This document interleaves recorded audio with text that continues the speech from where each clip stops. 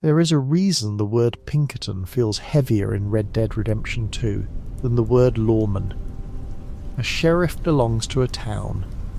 A deputy belongs to a county road, a jail cell, a badge pinned to a vest, and a public office where people can at least pretend the rules are shared.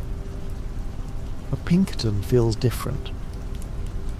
A Pinkerton arrives from somewhere beyond the town, beyond the county, beyond the ordinary rhythm of crime and punishment.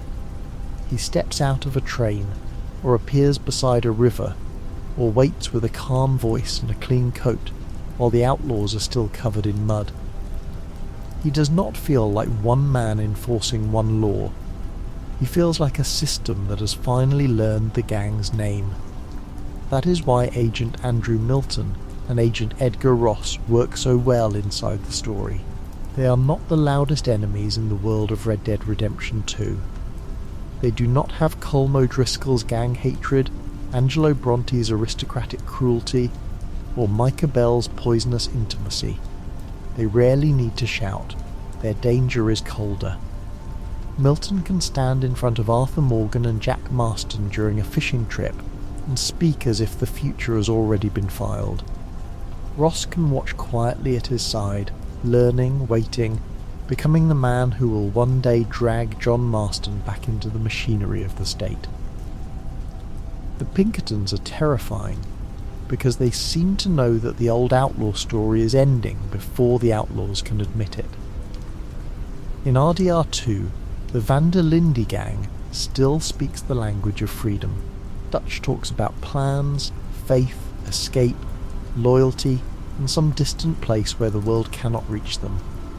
Arthur still rides through open country with the body of a man who believes, at least for a while, that distance can solve things. But the Pinkertons represent a different map. They do not need to win every gunfight. They only need to keep narrowing the space. A train robbery creates a paper trail. A bank job creates witnesses. A dead industrialist creates pressure. A captured debtor, an informant, a campsite rumour, a town confrontation, a body left behind in a failed heist. All of it becomes information. The Pinkertons do more than chase the gang across land. They turn the gang's life into a file. The real Pinkerton National Detective Agency was born in exactly the kind of gap Red Dead Redemption 2 cares about. The gap between old local law and modern national power. In the mid-19th century, the United States was expanding faster than its institutions could control. Railroads crossed distances that sheriffs could not. Banks and express companies moved money through remote depots, towns, and rail lines. Criminals could rob in one place, flee into another jurisdiction, and outrun the paperwork. Cities were growing. The frontier was moving. Federal law enforcement, as people would later understand it, did not yet have the reach or structure to cover all of that new motion. Into that world stepped Alan Pinkerton, a Scottish immigrant, Cooper, abolitionist, Labour sympathiser in his youth, self-made detective, and one of the most complicated figures in American law enforcement history. He was born in Glasgow in 1819 and came to the United States in the 1840s, carrying with him a background shaped by working-class politics and suspicion of authority. In Illinois, he worked making barrels before an accidental encounter with counterfeiters pushed him toward detective work. The story is almost too neat, which is one reason it became part of the Pinkerton legend. A man looking for wood finds crime hidden in the brush, watches carefully, alerts the law, and discovers a talent for seeing what others miss. By 1850, Pinkerton had helped form what became the Pinkerton National Detective Agency in Chicago. The agency's symbol was an open eye, paired with the famous promise, "We never sleep." That eye mattered. It was branding, warning, and philosophy all at once. It told clients that someone was always watching, It told criminals that distance might no longer be enough. It told a young, restless country that detection could become professional, mobile, organised and private. In time, the open eye helped shape the language of detection itself, feeding the phrase private eye into American culture. Before the FBI became the familiar symbol of federal pursuit, before modern police databases and nationwide information sharing, Pinkerton offered something close to a privately owned shadow of the future. The early Pinkerton agency did real detective work that could look impressive, even heroic. It guarded railroads and express shipments. It investigated counterfeiting, theft, train robbery and fraud.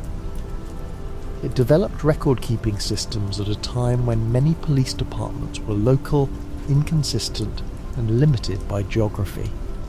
Pinkerton built files, gathered identifying details, stored photographs, tracked repeat offenders, and treated information as a weapon.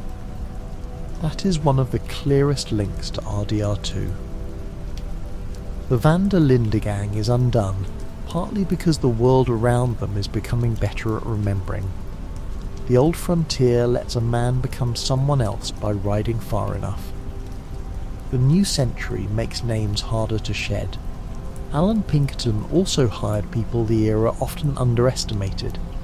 Kate Warne, widely remembered as one of the first female private detectives in the United States, became one of the agency's most famous operatives. Her undercover work helped build the agency's mystique, especially around the alleged Baltimore plot against Abraham Lincoln in 1861.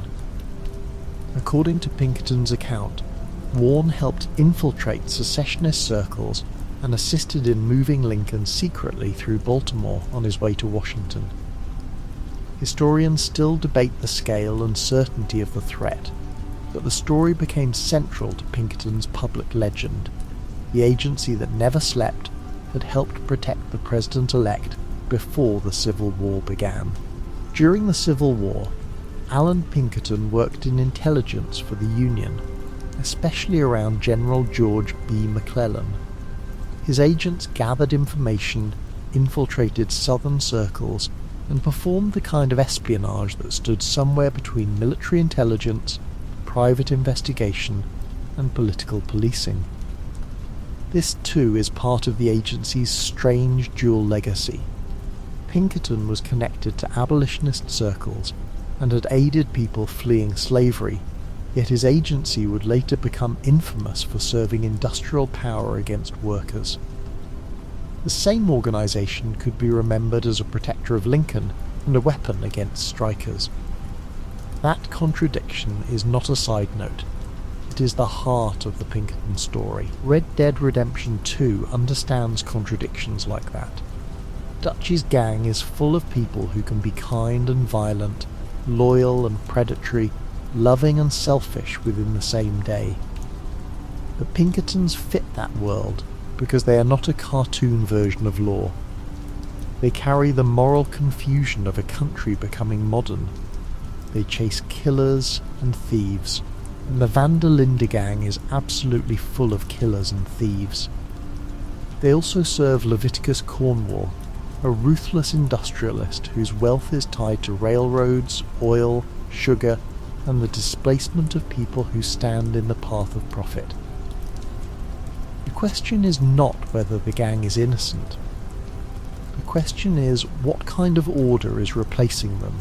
Leviticus Cornwall is the key to understanding why the Pinkertons feel so historically right in RDR2. He is not simply a rich man who happens to be robbed. He represents the new ownership of America. Railroads, industry, private capital, extraction, political pressure, and armed protection all gather around him. When Dutch's gang robs Cornwall's train in the mountains, they do more than steal money. They strike at a system bigger than any town sheriff. Cornwall has the money to hire the kind of force that can cross borders, follow trails, pressure officials, and keep coming. That is why the Pinkertons enter the story. the gang has not merely offended the law, it has offended capital. Historically, that is exactly where the Pinkertons became so controversial. They were never limited to romantic detective work against counterfeiters and train robbers. As American industry grew, the agency increasingly served railroads, mine owners, steel companies, and powerful employers. It provided guards, undercover agents, informants, and armed men during labour disputes. To business owners, Pinkertons could look like order when local police were too weak, too sympathetic to workers, or too limited. To workers they could look like hired muscle, a private army available to whoever could afford the bill. That is the darker history behind the neat black coats and calm voices in Red Dead Redemption 2. The agency's work against the Molly Maguires in Pennsylvania coal country became one of its most famous and disputed operations. A Pinkerton operative, James McParland, infiltrated the secretive Irish-American labour organisation under an assumed identity. His testimony helped lead to arrests, trials and executions. Supporters of the agency saw this as brave undercover work against violent conspirators. Critics saw it as infiltration that served mine owners, helped crush labour resistance, and blurred the line between detection and provocation. That ambiguity matters because it echoes through RDR2’s use of Micah Bell. By the end, Milton reveals that Micah has been feeding the Pinkertons information after Guarma. The gang's destruction comes from outside pressure and inside rot at the same time. The Pinkertons also chased outlaws whose names helped define the mythology of the American West. Jesse James, the Reno Gang, Butch Cassidy, the Sundance Kid, and the Wild Bunch all became part of the agency's long pursuit history. This is where Red Dead's fictional world and the real West nearly touch. The Linde gang feels like a cousin of those late outlaw bands, especially the Wild Bunch, train robbers, bank robbers, riders trying to survive in a world where railroads and detective agencies are getting better at following them. When Butch Cassidy and the Sundance Kid fled the United States for South America, part of the pressure behind that escape came from Pinkerton pursuit. That real history makes Dutch's dream of escape feel less like fantasy and more like a doomed echo of men who had already tried to outrun the eye. The Pinkertons' pursuit of Jesse James also shows the danger of private law acting with desperation and pride. In 1875, Pinkerton men raided the James family farm in Missouri, seeking Jesse and Frank James. The raid went terribly wrong. An explosive device was thrown into the home, killing Jesse's young half-brother Archie Samuel and maiming his mother Zerelda. The James brothers were not captured. The incident damaged the agency's reputation and helped feed public sympathy for the outlaw family in some circles. In RDR2, Milton's men are not above violent pressure, public executions, and assaults on camps. The game is not inventing the idea that detective pursuit could become brutal. It is drawing from a history where the line between law and vengeance was often stained. By the 1890s, the Pinkerton name would become especially infamous because of labour conflict. The Homestead Strike of 1892 was the turning point. At the Carnegie Steel Works in Homestead, Pennsylvania, workers and management clashed over wages, union recognition, and control of the mill. Henry Clay Frick, acting for Carnegie Steel, fortified the plant and hired about 300 Pinkerton agents to secure it so replacement workers could enter. The agents approached by river on barges in the early morning darkness. Workers and townspeople were ready.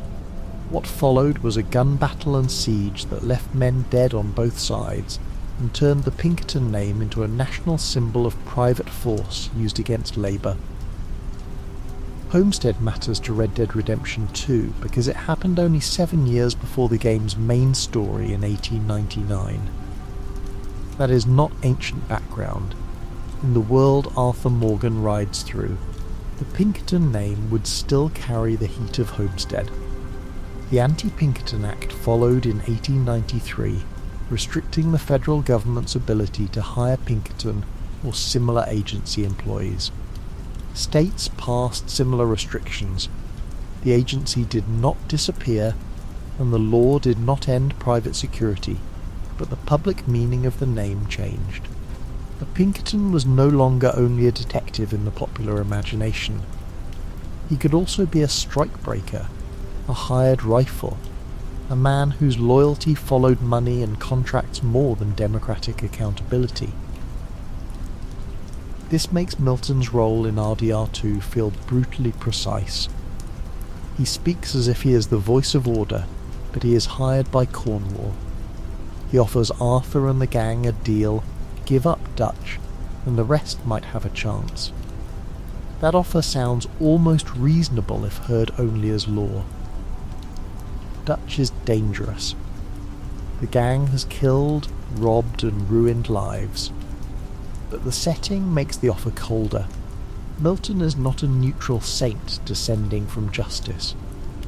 He is the arm of a private agency, empowered by industrial wealth, pursuing a gang whose crimes have become inconvenient to the people building the next America. He may believe he is civilized. He may even believe, in some narrow way, that he is merciful. But his mercy arrives through coercion. The fishing scene with Arthur and Jack is one of the most revealing Pinkerton moments in the whole story. It is quiet, almost peaceful, until Milton and Ross appear. Arthur is not robbing a train or shooting his way through a town. He is with a child. Jack is holding a fishing rod, and for a moment the world looks gentle enough to breathe. Then the agents arrive and make the future visible. Ross tells Jack to enjoy fishing while he still can. That line is cruel because it reaches beyond the immediate scene. Ross does not know everything yet, but the story does.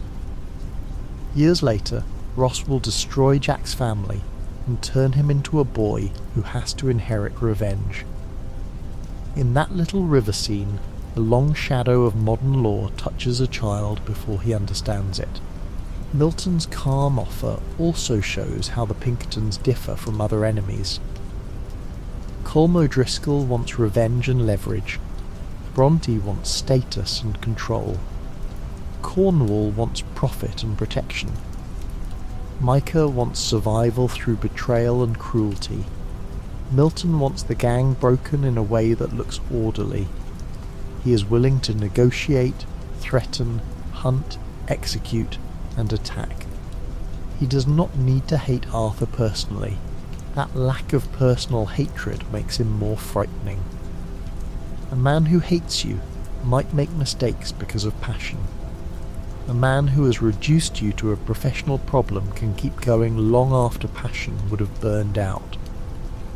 The real Pinkerton Agency built its power through that kind of professionalization. Its records, undercover methods, and cross-jurisdictional reach made it seem modern in a country where law often remained local. But professionalization does not guarantee morality. A system can become more efficient at doing the wrong thing. A file can be accurate and still serve an unjust purpose. A detective can be brave and still work for a cruel client. A private force can catch real criminals and crush legitimate dissent in the same decade. RDR2 uses the Pinkertons because their history contains that exact contradiction. Progress and oppression wearing the same coat. By 1899, the Van der Linde gang is not fighting the Old West's law anymore. It is fighting railroads, private detectives, banks, federal pressure, and industrial expansion. This is why Dutch's speeches begin to sound more desperate as the story progresses. He keeps talking about freedom as if the problem is courage or faith. But the problem is historical. The world has changed its methods. The gang can shoot deputies and vanish from one county. It cannot easily shoot a national pattern. It cannot kill every witness, silence every newspaper, erase every railroad record, outrun every telegraph, or stop every investor from hiring men who do not need to live in the towns they police.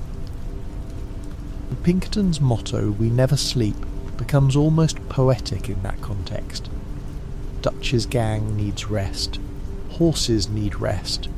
Bodies need rest. Camps need quiet. Children need sleep. Sick men need sleep. Grieving women need sleep. But the eye does not sleep. The file waits. The agent waits. The railroad continues. The telegram moves. The bank wants its money. The industrialist wants protection. The government wants order. The Pinkertons become the sleepless pressure of the new world, and Arthur feels it even before he fully names it. Every time the gang makes camp, the sense of temporary safety grows thinner. The Pinkertons become more visible after the Blackwater disaster and Cornwall train robbery, because those crimes leave the old campfire world behind. Blackwater itself is a wound the game keeps partly hidden, and that hiddenness makes the Pinkertons feel like the men standing on the far side of a door Arthur does not want opened. The gang says Blackwater went bad. People died. Money was left behind. Dutch killed a woman in a way that unsettled even his followers. From that moment, the gang is already bleeding. The Pinkertons are not the cause of Dutch's decline, but they are the pressure that keeps the wound from closing. They force movement. Movement forces mistakes. Mistakes expose character. Cornwall's anger brings that pressure into sharper focus. When the gang robs his train, they choose a target that belongs to the modern economy. Trains in Red Dead Redemption 2 are arteries of power. They carry money, goods, letters, coal, people, soldiers, and law. Robbing a train is not like robbing a stagecoach in the older myth. It is striking a system that keeps records and has friends in high places. Cornwall's wealth lets him turn private injury into organised pursuit. The Pinkertons become his answer to humiliation. That connection between railroads and Pinkertons is historically central. The agency's early clients included railroads and express companies moving valuables across long distances. Trains created new opportunities for theft, and theft created demand for mobile security. A sheriff tied to one county could not protect a shipment across several states. A private detective agency could sell continuity. It could follow the money where public authority fractured. RDR2’s train robberies therefore have a deeper historical weight. They are exciting crimes on the surface, and underneath they are attacks on the very infrastructure that made agencies like Pinkerton powerful. The Van der Linde gang still believes in the romance of motion.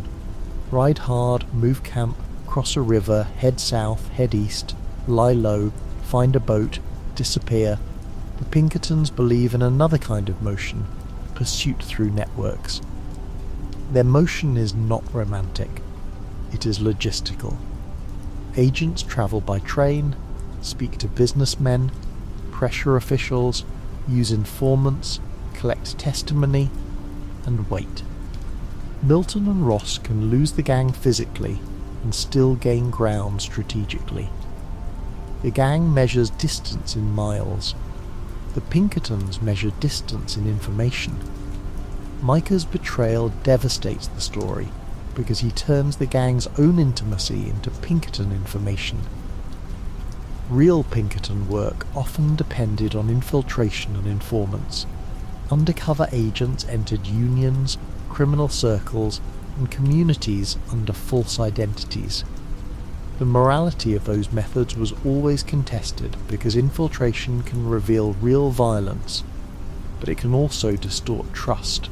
provoke action, and serve whoever paid for the operation.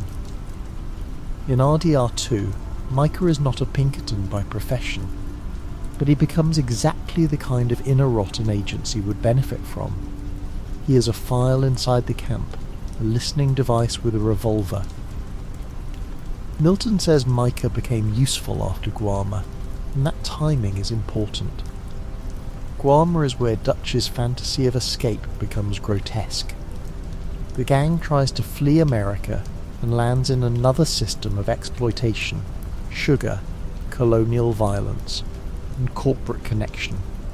They do not find freedom, they find another version of power. When they return, weaker and more fractured, Micah's information begins feeding the men already closing in. The Pinkertons do not need to understand the gang emotionally. Micah gives them enough practical access. He turns their family collapse into a tactical advantage. The Pinkertons' assault on Lakay shows the agency's capacity for overwhelming force. The gang is hidden in the swamp, exhausted after Guarma, trying to gather itself. Then Milton's men arrive with enough firepower to tear the illusion of safety apart. The swamp, with its fog, water and old trees, feels like the kind of place the gang might disappear into, but modern pursuit enters even there. A Gatling gun does not care about romantic hiding places. The scene shows the Pinkertons not as quiet detectives, but as armed agents willing to launch a military-style attack. Historically, after Homestead, that image of Pinkertons as hired private soldiers was exactly what made many Americans fear and hate them. Milton's killing of Hosea during the St. Denis bank robbery is another turning point. Hosea is old-world cunning, charm, restraint and memory. He represents a version of the gang that might once have relied on deception more than slaughter, wit more than spectacle. When Milton executes him in the street, it feels like more than one man's death. It feels like the modern order publicly killing the old con. Hosea's tricks cannot save him from a man backed by rifles, police and institutional pressure. Dutch watches it happen, and some last stabilising piece inside him begins to break. Lenny's death in the same disaster makes the scene even colder. The St. Denis robbery collapses into a massacre of the gang's future and past at once. Hosea, the old wisdom, and Lenny, the young promise. The Pinkertons are not solely responsible for the failure. Dutch's decisions, greed, desperation and poor planning all led there, but Milton's presence gives the collapse its official face. The gang does not simply lose a fight. It is being processed by history. St. Denis, with its streetcars, factories, police and banks, becomes the city where outlaw improvisation runs into modern coordination and loses badly.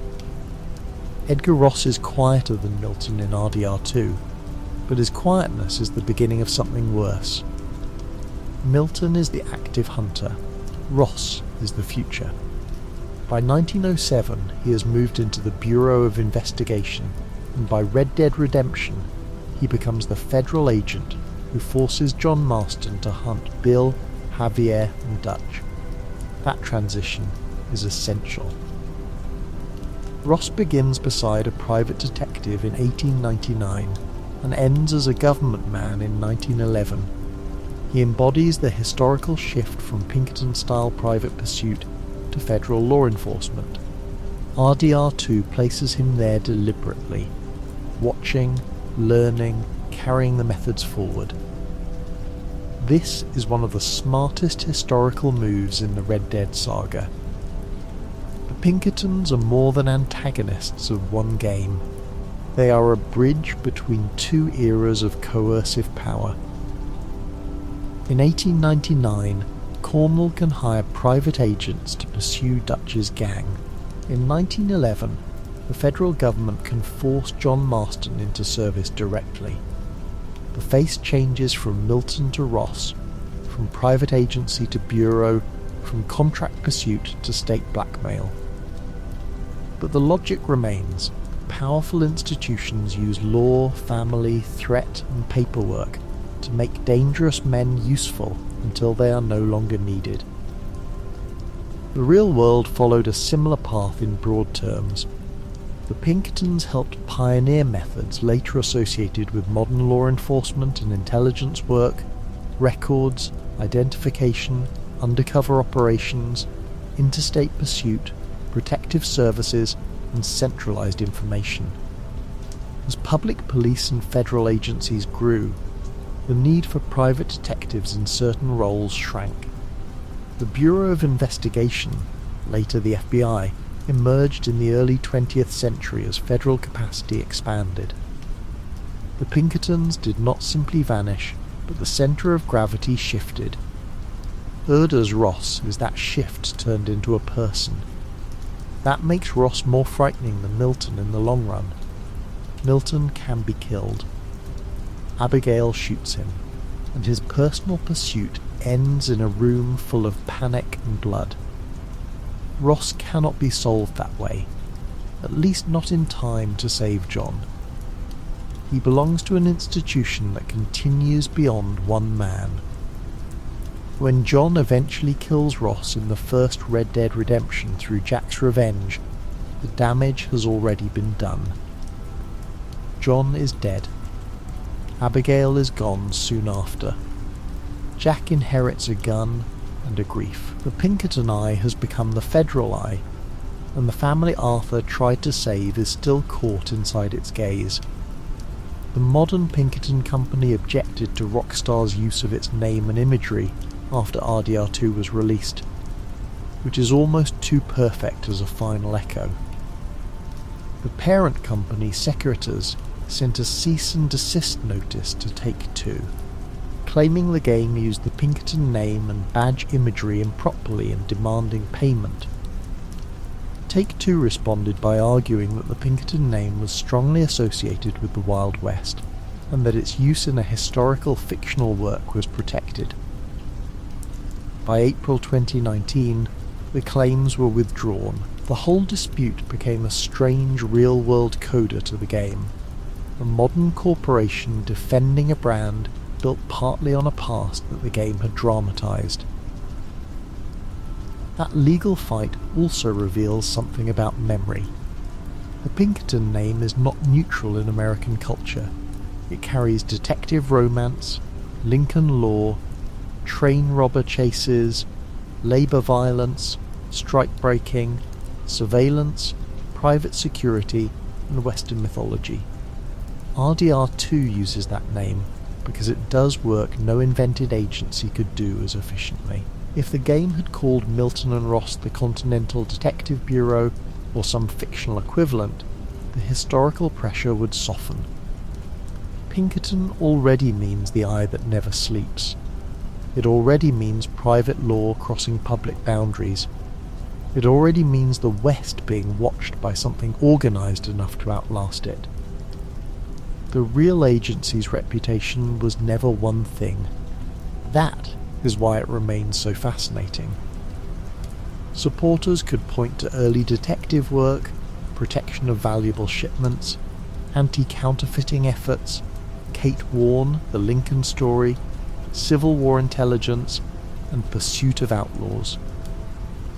Critics could point to labour spying, homestead, private armies, infiltration of unions, and service to corporate power. Both sides draw from real parts of the history. RDR2 leans into the darker side because the story is told from the perspective of outlaws, workers, native people, debtors, prostitutes, widows, and people crushed by rich men. From that angle, the Pinkertons do not look like heroic guardians. They look like the hired edge of civilization. Milton's offer to give the gang a chance has a bitter taste. A chance, in his mouth, means surrendering Dutch. It does not mean justice for the people Cornwall exploits. It does not mean safety for the Wapiti people pushed by oil interests and military pressure. It does not mean mercy for debtors ruined by Strauss or workers crushed by industry. It means the agency has identified the target it wants and is willing to trade lesser criminals for the leader. That is practical policing.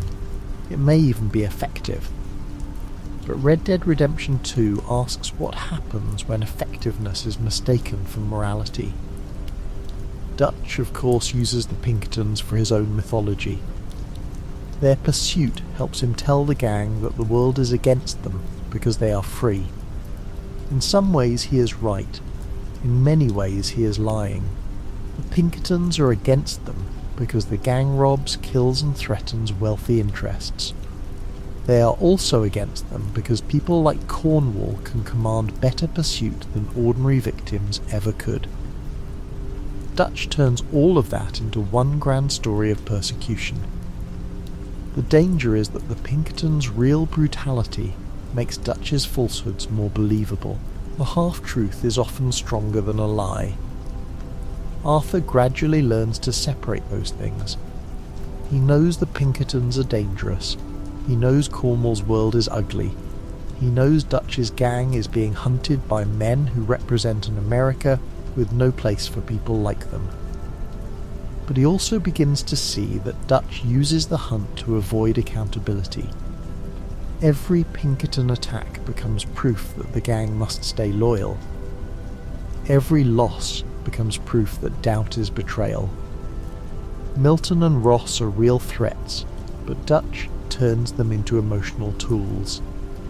That is part of the tragedy. Oppression from outside does not prevent corruption inside. Sometimes it hides it. The Pinkertons make the gang's internal contradictions impossible to ignore. If the gang were truly the family Dutch claims, pressure might bring them together.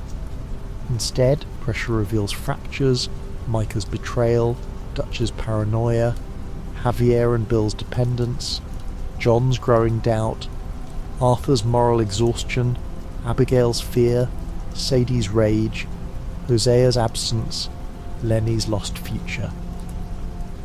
The agency does not create all those things. It accelerates them. Historically, Pinkerton pursuit often did something similar to outlaw gangs and labour groups alike. It forced choices, exposed informants, created paranoia, and made trust harder to maintain. In RDR2, the Pinkertons also represent the end of outlaw anonymity. The gang wants to be a story told around campfires, not a set of names in a report. Dutch wants myth. Arthur wants by the end some honest form of redemption. John wants a family. But the Pinkertons reduce them to targets. Dutch van der Linde, wanted, Arthur Morgan, enforcer, John Marston, associate, Micah Bell, informant, Abigail Roberts, leverage, Hosea Matthews, casualty. But reduction is cruel, but it is also the language of modern administration. A system cannot process a soul. It processes identities, locations, affiliations, and usefulness. That is the deepest connection between the real Pinkertons and the game's world. The 19th century did not end because every outlaw died in a clean duel. It ended because institutions learned how to make outlaw life administratively impossible. Railroads made distance smaller. Telegraphs made messages faster. Banks made theft more traceable. Detective agencies made pursuit more professional. Industrialists made private property more aggressively defended. Federal agencies made law more national. Red Dead Redemption 2 captures that change emotionally through the Pinkertons, their history arriving with boots polished. Alan Pinkerton himself died in 1884, 15 years before the main events of RDR2, but the agency bearing his name had already grown beyond him. That is another useful parallel. Dutch creates a gang around his dream, but by the end, Even he cannot control what the dream has become. Alan Pinkerton created an agency around detection, moral certainty, and professional pursuit. But the institution became something larger, more complicated, and in many eyes darker than its founders' early ideals. Institutions outlive intentions. That is a very Red Dead idea. A dream can become a machine. The Homestead strike sits in the background of RDR2 like a warning flare from the real 1890s. In the game, workers appear in mines, factories, rail yards and cities shaped by industrial expansion. The world is full of men whose bodies are being used by systems larger than themselves. The Pinkertons historically became infamous in that same world. Their labour work made them symbols of capital's ability to hire force when workers resisted. Leviticus Cornwall would have understood that world perfectly. He is the kind of man who sees law, private security, and politics as instruments of business. Cornwall's meeting with Milton and Ross in Annesburg makes the relationship explicit. He scolds them for not progressing quickly enough. The wealthy client is displeased with the hired pursuit. Then Dutch appears and kills Cornwall, believing perhaps that removing the man will weaken the system.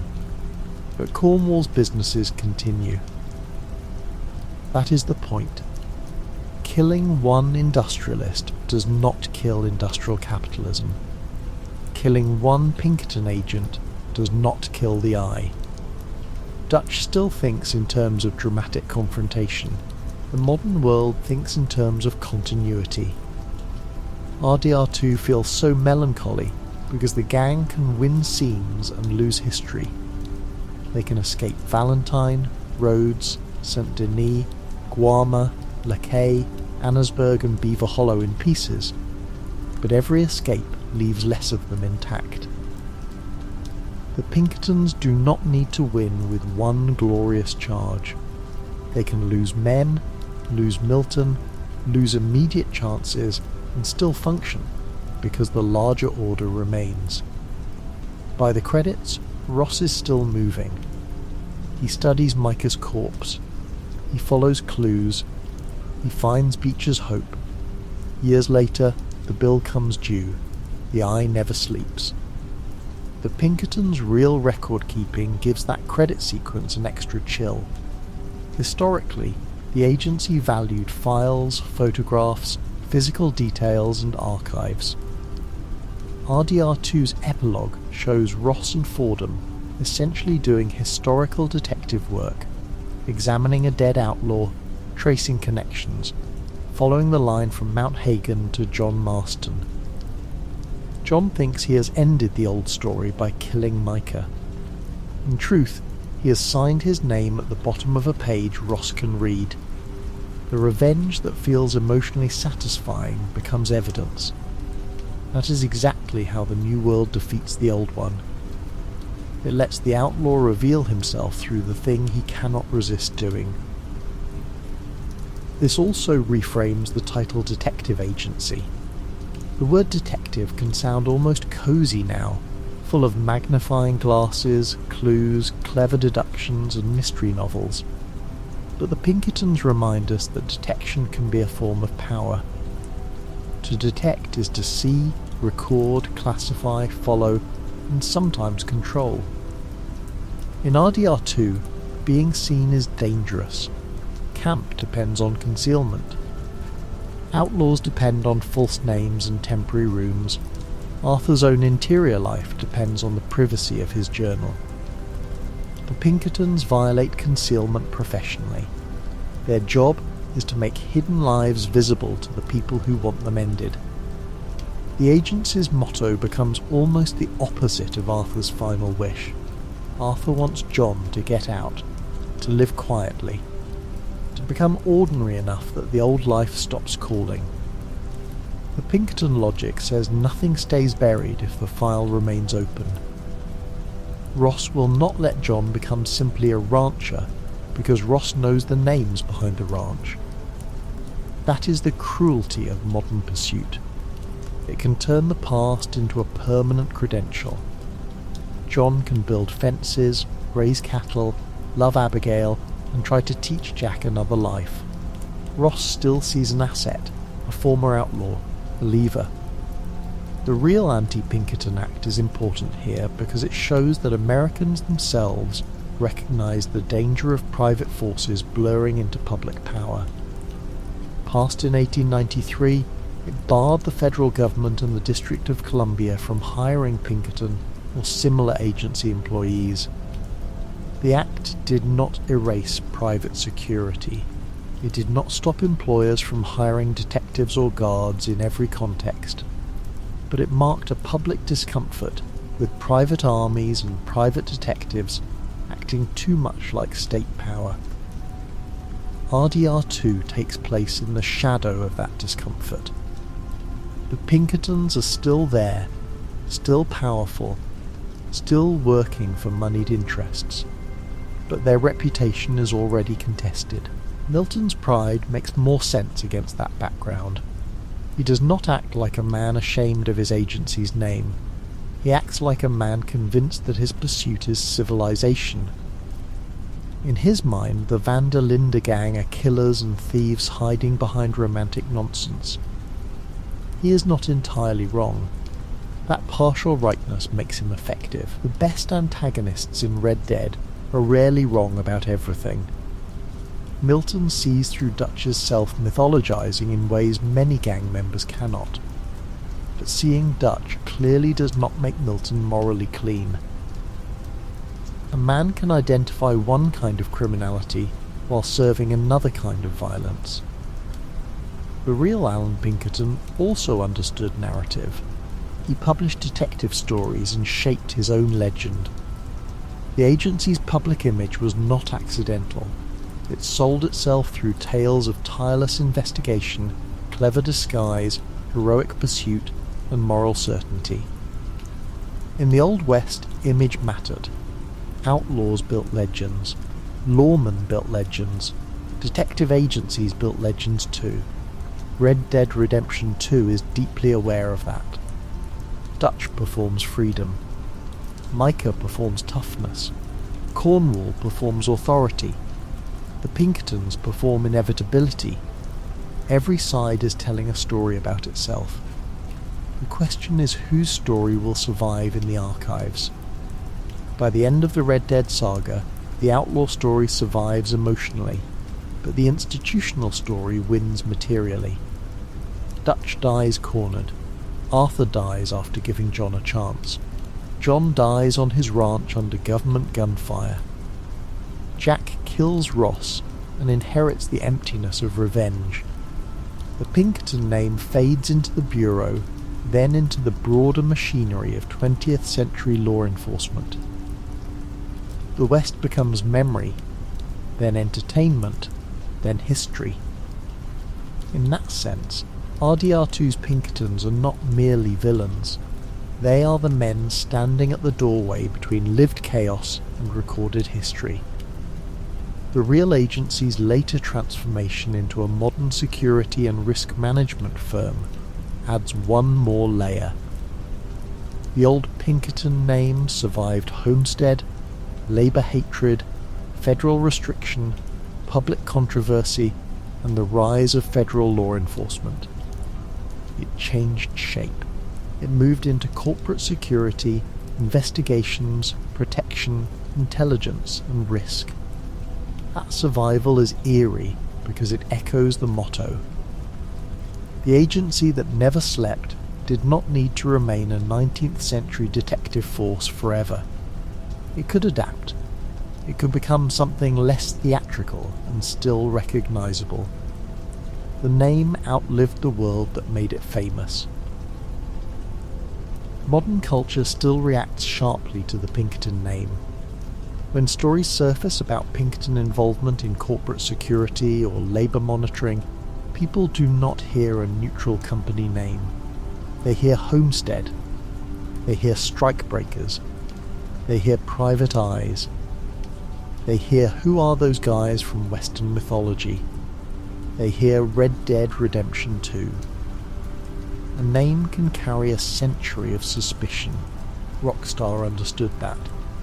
The Pinkertons in RDR2 do not need long exposition because the name arrives already loaded.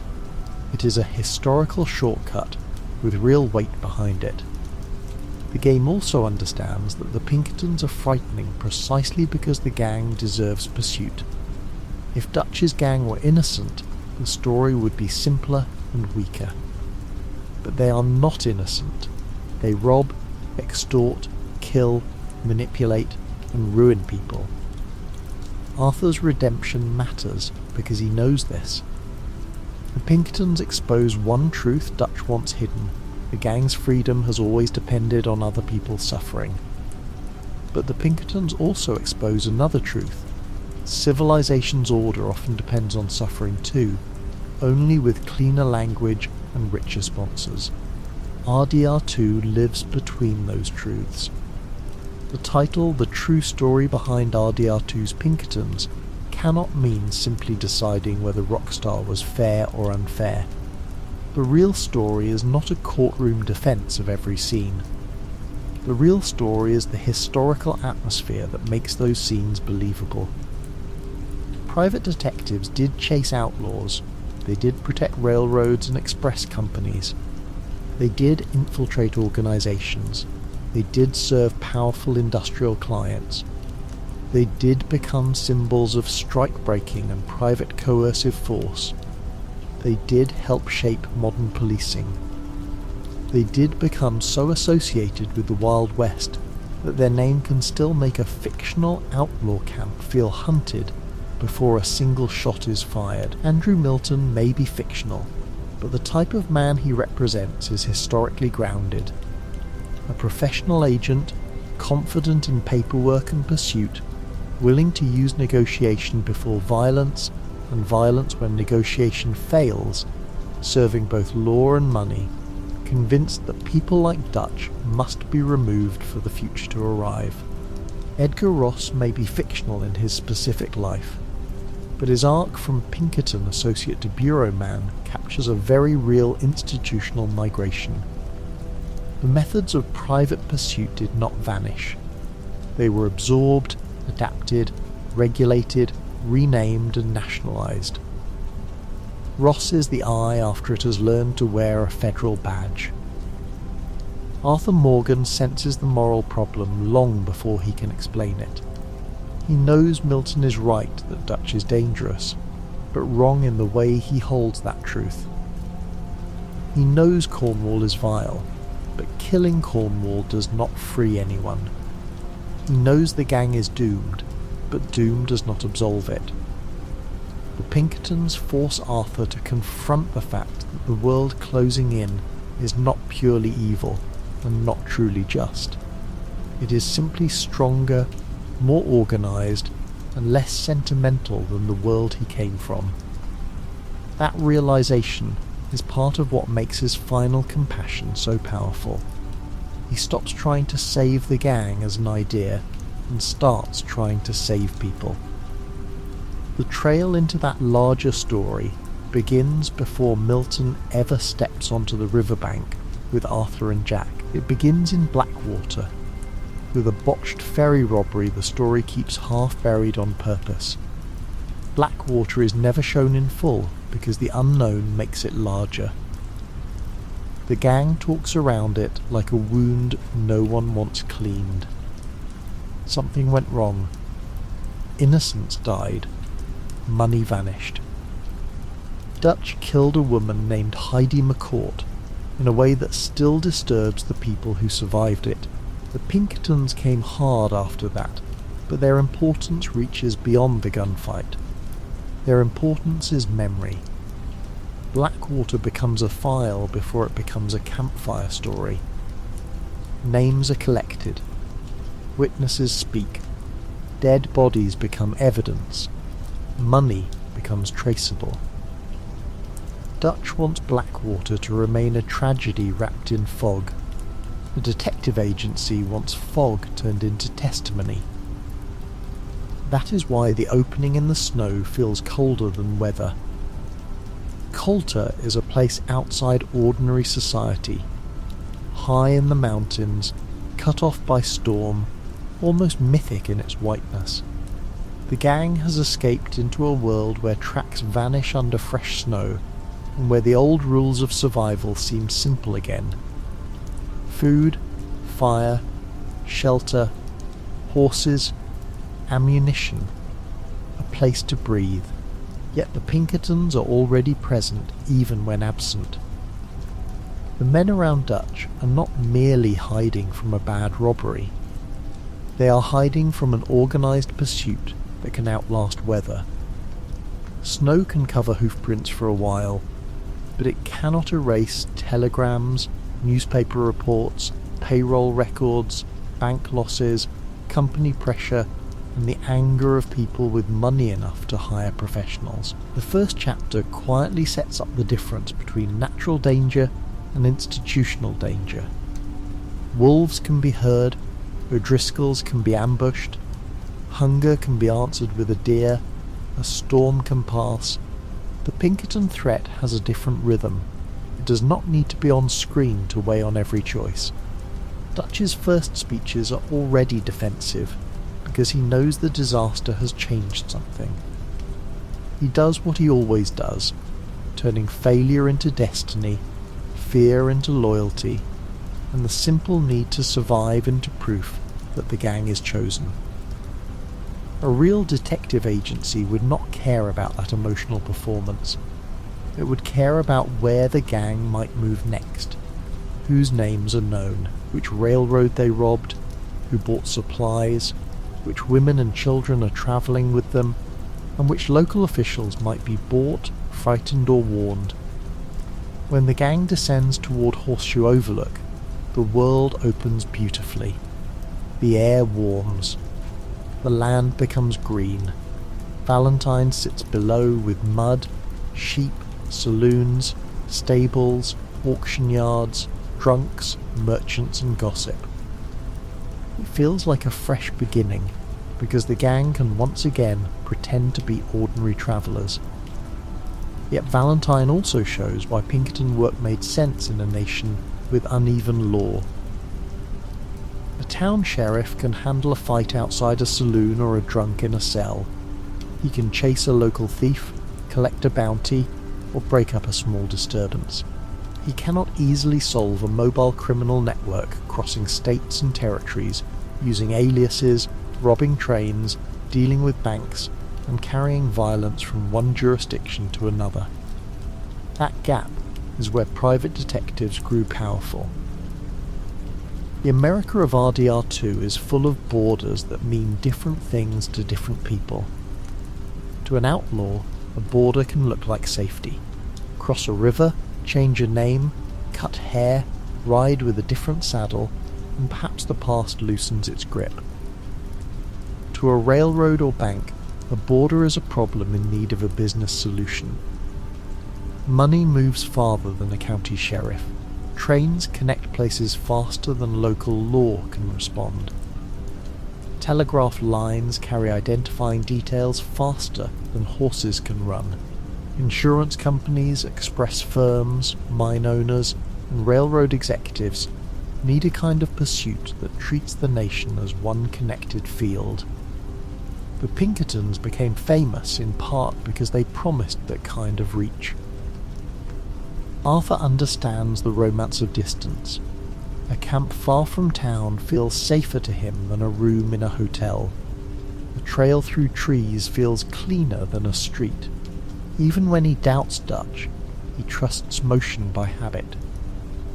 Pack the wagon, ride out before dawn, keep the fire low, move when the law gets too close. The Pinkertons understand the weakness inside that habit. Moving leaves traces. Horses need feed. People get seen. Robbery money must be spent somewhere. Ammunition, medicine, coffee, cloth, tools, and food becomes small betrayals if the wrong person is asking questions. A gang can move through the world, but it must still touch the world to stay alive. That is where the detective imagination becomes frightening. It turns ordinary life into evidence. A hotel clerk's memory matters. A stable owner's ledger matters. A ticket sold at a station matters. A newspaper item about a disturbance matters. Someone buying too much food matters. Someone asking about a boat, a stagecoach, a bank, or a payroll schedule matters.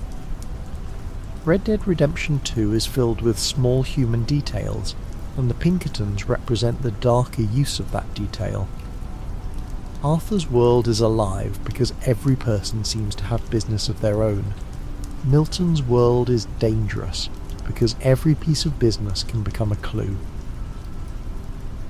Valentine also introduces a more old-fashioned kind of law, rough, limited and personal. A sheriff can be corrupt or lazy or brave depending on the town, the money and the danger placed in front of him. Local law in Western stories often has a face. It can be mocked, threatened, beaten, bribed or avoided. Pinkerton power is less intimate. Milton and Ross are individuals, but the thing behind them is broader than their personalities. Kill one agent and another can carry the file. Escape one town and the identifying note can follow. That is why they feel heavier than deputies. The Pinkertons give pursuit continuity. The real agency's early success depended on offering that continuity to clients who were tired of local limits. Express companies wanted stolen money recovered. Railroads wanted cargo protected. Banks wanted robbers tracked. Industrial owners wanted unrest studied, contained or crushed. Alan Pinkerton built a business out of patience and central memory. The image of the open eye was more than decoration. It was a promise that someone would keep paying attention after local excitement faded. RDR2 turns that promise into dread. Dutch depends on other people getting tired. The Pinkertons do not get tired in the same way. There is also a class difference hidden inside the word detective. An outlaw camp runs on personal loyalty, food sharing, stories, jokes, fear, debt and violence. A detective agency runs on invoices, assignments, reports, hierarchy, training and client relationships. That does not make it morally cleaner, but it makes it more durable. Dutch's gang must keep believing in itself. Cornwall's hired agents simply have to keep doing the work. This is one reason Milton sounds so calm when he offers terms. He does not need Dutch to believe in him. He has employment, authority, and the backing of men who profit from the future. In a Western myth, the outlaw and the lawman often mirror one another. Both ride horses, both carry guns, both know the land, both may have their own code. RDR2 complicates that image by giving the gang enemies who are partly outside the old mirror. The Pinkertons ride and shoot, but they also belong to offices, railroads, courts, newspapers, client meetings, and government relationships. They are men of the saddle and men of paperwork at the same time. That combination is what makes them historically sharp. The late 19th century did not replace violence with bureaucracy. It joined them. Saint Denis makes that joining visible. The city is smoke, brick, gaslight, iron, streetcars, police whistles, banking rooms, theatres, mansions, alleys, factories, docks and crowds. Arthur is physically uncomfortable there because the city reduces the usefulness of the skills that once made him powerful.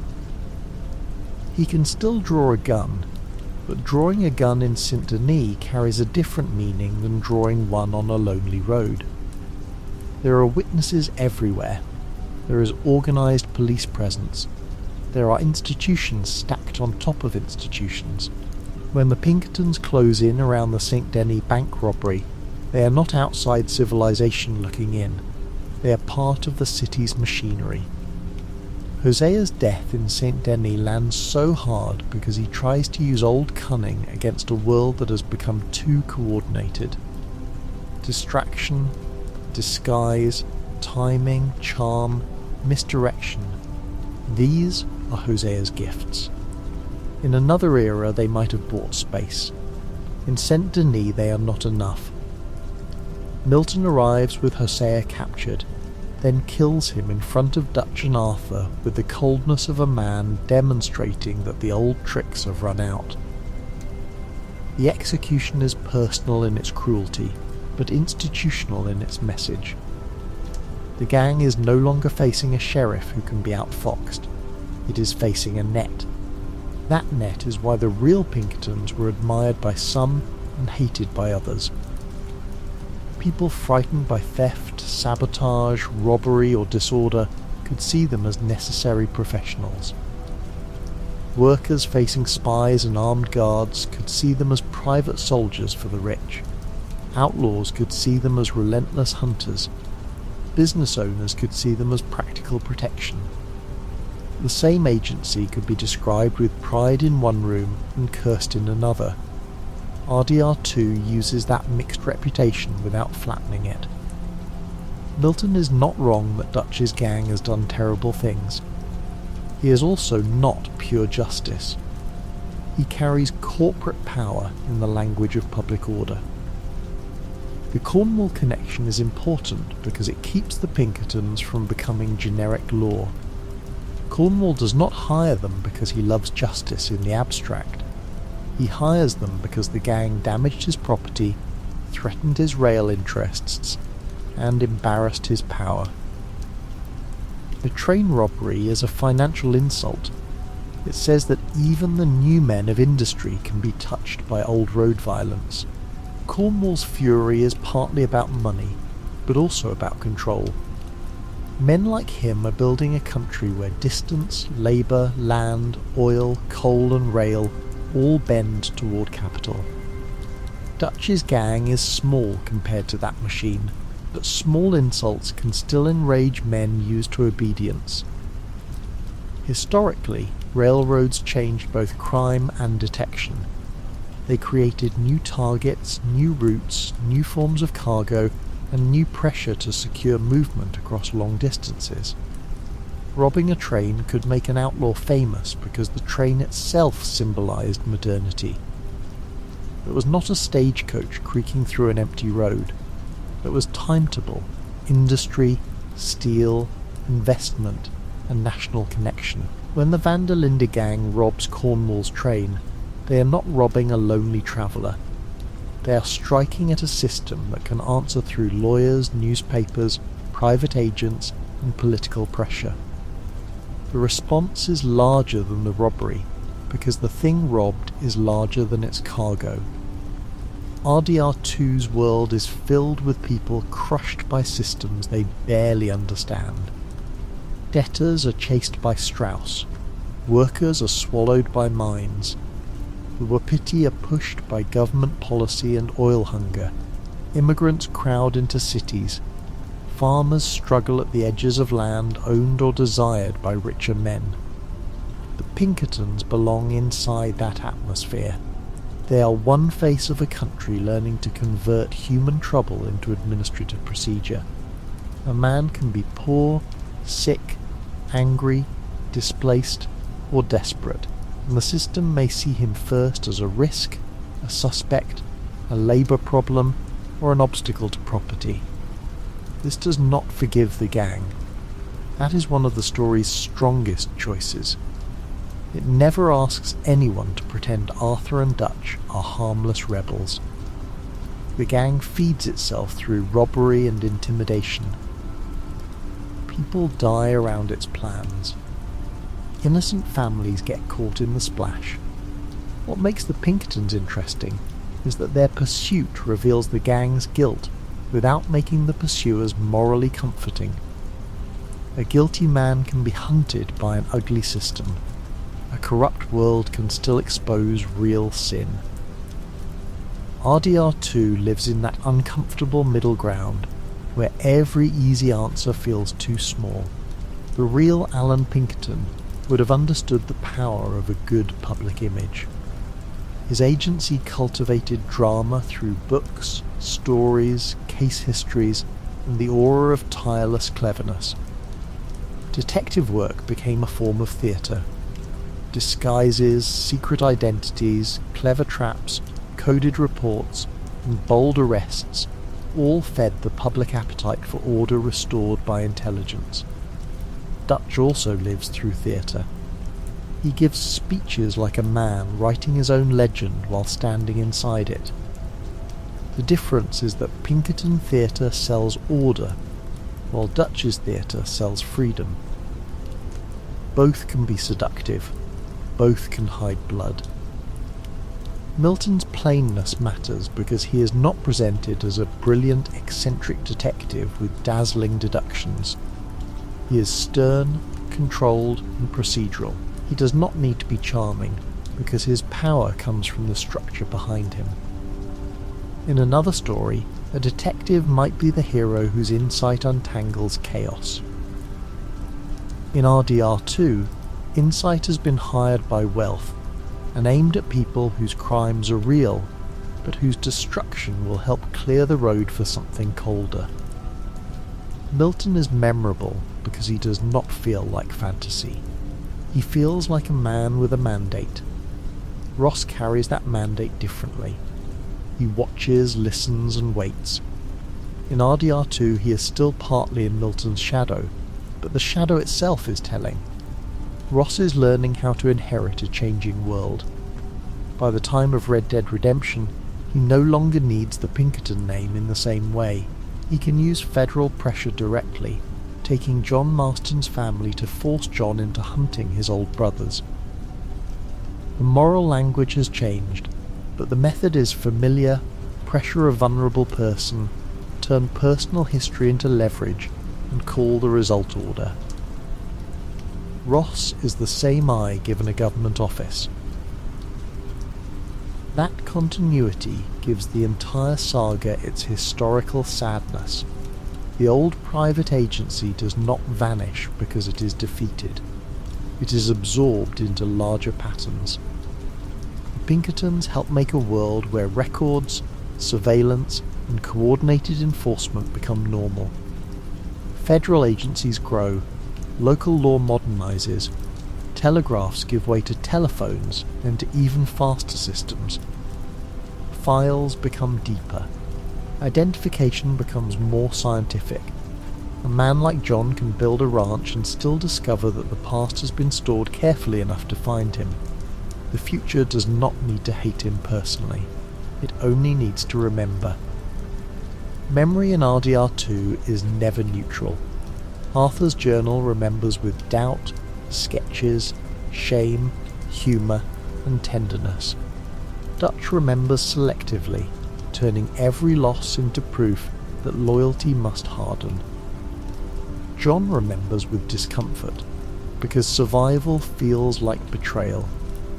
The Pinkertons remember differently. Their memory is administrative. It seeks names, faces, patterns, aliases, routes, crimes, and associates. A journal can confess.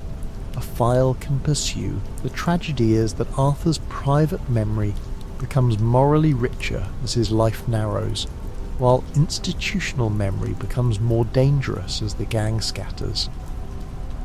There is a beautiful cruelty in the fact that Arthur writes while the Pinkertons file. Both acts are forms of record. Arthur draws birds, trees, faces, buildings, camps, and people he cannot save. The agency gathers identifying details for capture. One record tries to preserve meaning, the other tries to preserve control. Late in the story, as Arthur's body weakens, his journal becomes more human, more honest, more awake to beauty. The world hunting him becomes less human in feeling, more organised, more certain, more willing to reduce a life to a list of offences. RDR2 places those two ways of seeing against each other. The agency's real history with undercover work also deepens the pain of Micah. Milton's revelation that Micah has been talking after Guarma does more than solve a plot mystery. It transforms the gang's intimacy into a failed security system. Camp has always been porous. People come and go. Secrets are shouted in anger. Dutch trusts performance over character. Micah thrives because he understands that weakness. He does not need to love the Pinkertons to help them.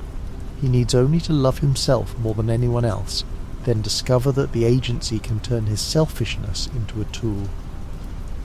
Real undercover operations often worked by exploiting belonging. An agent had to become trusted enough to hear what people said when they forgot the outside world. That is what made such work effective and morally disturbing. It turned friendship, shared meals, political anger, labour solidarity, or criminal partnership into paths for information. In coal country, on rail lines, in unions, among outlaws. The method depended on turning human closeness into evidence. Micah is not a formal Pinkerton plant from the beginning, but after Guarma he becomes the same kind of wound, a person inside the circle feeding the circle to the men outside it. Dutch's failure with Micah is partly ideological. He has spent years telling the gang that loyalty is proven by devotion to him. That makes him less able to recognise loyalty to principle, loyalty to truth, or loyalty to the vulnerable. Micah performs the kind of loyalty Dutch wants when Dutch is most afraid. Loud agreement, violence without hesitation, contempt for weakness, and hatred of doubt. Arthur offers a deeper loyalty by trying to save what remains of the family, but by then Dutch hears doubt as treason. The Pinkertons exploit a camp already broken by Dutch's need to be believed. Milton's announcement about Micah also changes how earlier scenes feel. Every argument, every move, every escape after Guarma becomes haunted by the possibility of information leaking out. The gang's world has been watched from within. The practical effect is obvious, but the emotional effect is worse. Once trust collapses, the camp is no longer a refuge. It becomes an exposed room. This is the Pinkerton nightmare brought inside the tent. The eye no longer has to sit on a hill with binoculars. It can sit by the fire and laugh. The Linde assault shows what happens when information and force combine. The swamp setting matters. Shady Belle was already decaying southern grandeur, but Linde feels more desperate, more damp, more temporary. A place of insects, mud, fog, and exhaustion. The gang has barely returned from Guarma. They are sick with loss, scattered in spirit, and short on faith. Then the Pinkertons arrive with overwhelming violence, including a machine-like intensity that feels closer to war than arrest. The scene compresses the agency's dual identity into one attack. Intelligence finds the target. Armed force tries to erase it. In real labour conflicts, this combination of intelligence and force is what made the Pinkertons terrifying to opponents. Spies gathered names and intentions. Armed guards protected property or confronted crowds. Reports shaped decisions made by men far from the workers whose lives would be changed. At Homestead, the image of armed Pinkerton men arriving by barge became unforgettable because it seemed to turn a labour dispute into an invasion. RDR2 does not recreate Homestead directly, but Linde carries a similar emotional shape, armed private power entering a community's fragile shelter under the claim of restoring order. Homestead also helps explain why the Pinkerton name would have sounded so charged in 1899. The strike had happened recently enough that adult characters in the world could remember newspaper accounts, arguments, and rumours. It was not a dusty legend, it was living memory. Men were killed. Workers fought a corporate army. The state militia eventually entered. The union was broken. To workers and radicals, the Pinkerton name could mean betrayal and hired guns. To industrialists, it could mean necessary defence against disorder. To outlaws, it could mean a professional hunt. In every meaning, the word was loaded. Cornwall's empire gives that loaded word a fictional home. He is involved in rail, oil, sugar, shipping, mining and finance. A man whose reach seems almost absurd until one remembers how the Gilded Age produced fortunes that did feel absurd. Cornwall is not a subtle character, but he does not need to be. He is a symbol of ownership, expanding faster than conscience. When he hires the Pinkertons, the choice feels natural. A man who owns roots, resources and politicians would also seek to own pursuit. He wants the power of law with the flexibility of a contract. The Annesburg scenes bring this closer to the ground. Coal dust, worn workers, company pressure, and the hard landscape of extraction surround the final movements of the gang. This is a place where the romance of the West has almost vanished. Men dig, cough, drink, fight, and disappear into work that will not love them back. Cornwall's interests in oil and industry press against native land and poor labour alike. The Pinkertons, in that atmosphere, feel less like random antagonists and more like the security arm of a whole economic order. They are there to protect the future that is hurting everyone. Arthur's sympathy for the Wapiti and his growing disgust with Dutch become sharper when seen against that order. Colonel Favours, the army, Cornwall's oil interests and the Pinkertons all belong to a broader world where institutions can speak the language of progress while crushing people in the way. Dutch tries to exploit native resistance for his own escape, twisting genuine suffering into another stage for his ego. The Pinkertons do something different but related. They turn suffering into a matter of enforcement. Both Dutch and the institutions around him use other people's pain. Arthur begins to see that clearly. The real agency's history with labour reminds us that enforcement often hides inside respectable words. Protection, security, investigation, risk, order, these words can describe necessary work, but they can also soften the reality of armed power serving wealth. RDR2 is interested in that softening. Cornwall does not say he wants his enemies terrorised. He speaks as a businessman wronged by thieves. Milton does not say he serves money first. He speaks as a man cleaning up criminals. Dutch does not say he manipulates frightened people. He speaks of freedom and loyalty. The story keeps asking what words are covering. Pinkerton's old motto, "We never sleep," becomes almost cruel beside the gang's exhaustion. Everyone in the Van der Linde camp gets tired. Tired of running, tired of funerals, tired of plans, tired of Dutch's voice, tired of fear, tired of pretending Tahiti or Australia or some other promised place is still waiting. The agency's slogan imagines tirelessness as virtue. For those being hunted, tirelessness feels monstrous. A person can reform, weaken, regret, change or collapse, but the file can stay awake. Arthur changes deeply in the final chapters. The pursuit does not soften because he changes. That is the tragedy inside Milton's offer. If Arthur gives up Dutch, some of them might survive. It is not an impossible offer. It is also not a clean one. Accepting would mean trusting men hired by Cornwall and bound to an agency with its own violent history.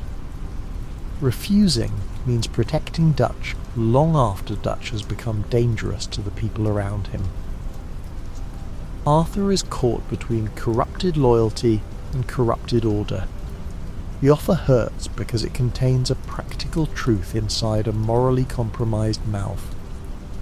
Dutch should be stopped. The people offering to stop him are not saviours. RDR2 keeps returning to that kind of poisoned truth. Strauss is right that debts exist, but his work is cruel. Dutch is right that the modern world is crushing freedom, but he uses that truth to excuse himself. Milton is right that the gang destroys lives, but he works for a world that destroys lives more efficiently. Cornwall is right that robbery is a crime, but his legal wealth is soaked in exploitation. The Pinkertons fit perfectly because their real history carries the same poison. They can solve crimes and serve injustice. They can protect people and terrify them. They can be disciplined and brutal. Kate Warne's place in Pinkerton history adds another layer that RDR2 does not directly explore, but quietly benefits from.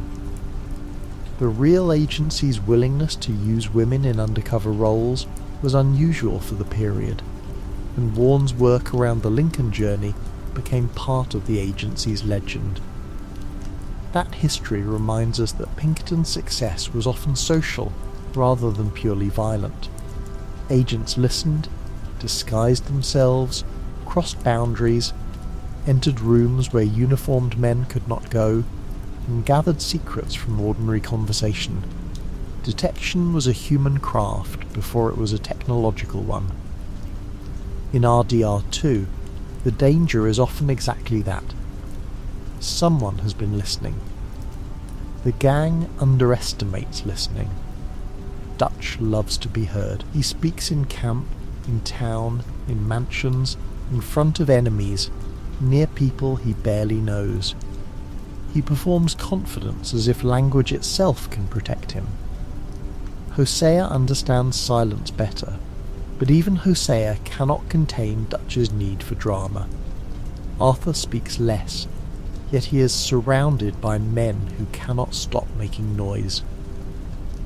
The Pinkerton method, real and fictional, rewards patience around noisy people. Let them talk, let them boast, let them repeat their plans, let fear loosen their tongues. Then write it down. Newspapers in RDR2 are another quiet bridge between outlaw myth and detective reality. The gang's crimes do not remain local experience. They become print. Print travels. Print shapes public fear. Print turns scattered violence into a recognizable pattern. A person reading about a robbery may never meet Arthur, but the newspaper helps create the larger social mood in which men like Milton operate. The same public that romanticizes outlaws can demand protection from them. The same culture that enjoys a daring robbery story can cheer when agencies promise to restore order. Myth and policing feed each other more than they admit. Alan Pinkerton's own books helped create that feedback loop in real life. Detective stories made the agency seem clever, brave and tireless.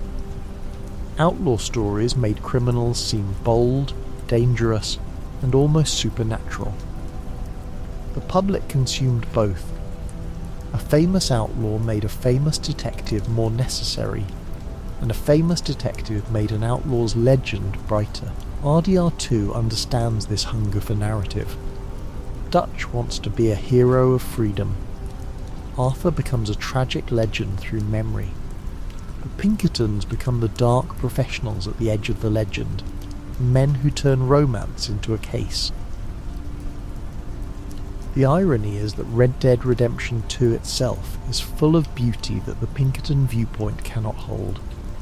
A sunset over the heartlands, the sound of camp singing, a horse breathing in the cold, the look on Arthur's face when he knows he is running out of time, the quiet of a morning ride, none of that matters to an agency report. A report can describe the location, the suspect, the charge, the associates, the threat level. It cannot describe what it means for a man to become better too late. The Pinkertons are necessary to the plot because they make the world close in. They are frightening because their way of seeing leaves so much out. The fishing scene with Jack remains one of the most important quiet confrontations because it places childhood beside pursuit. Arthur is not robbing anyone in that moment. He is trying, awkwardly, to give a boy a gentle afternoon. Then Milton and Ross appear, and the whole history of violence returns. Their presence says that no moment inside the gang can be innocent enough to exist outside the case. Jack is a child, but he is also leverage, witness, and future pressure. Arthur's anger comes from that intrusion. The Pinkertons are right to hunt criminals, yet their hunt enters the lives of children. Real institutions often defend themselves by separating categories: criminal, worker, agitator, suspect, dependent, civilian, target. Life refuses to stay separated. The family of an outlaw suffers. The child of a striker suffers. The wife of a worker suffers. The town around a factory suffers. A private agency hired for a specific purpose still changes the emotional weather around everyone nearby. RDR2 shows this constantly. Abigail, Jack, Tilly, Mary Beth, Pearson, Reverend Swanson and others are not equal participants in Dutch's worst crimes, but pursuit does not sort them with perfect tenderness. Pressure falls across the whole camp. Abigail's capture near the end reveals the rawest form of that pressure. Milton takes her because she matters to the people he wants.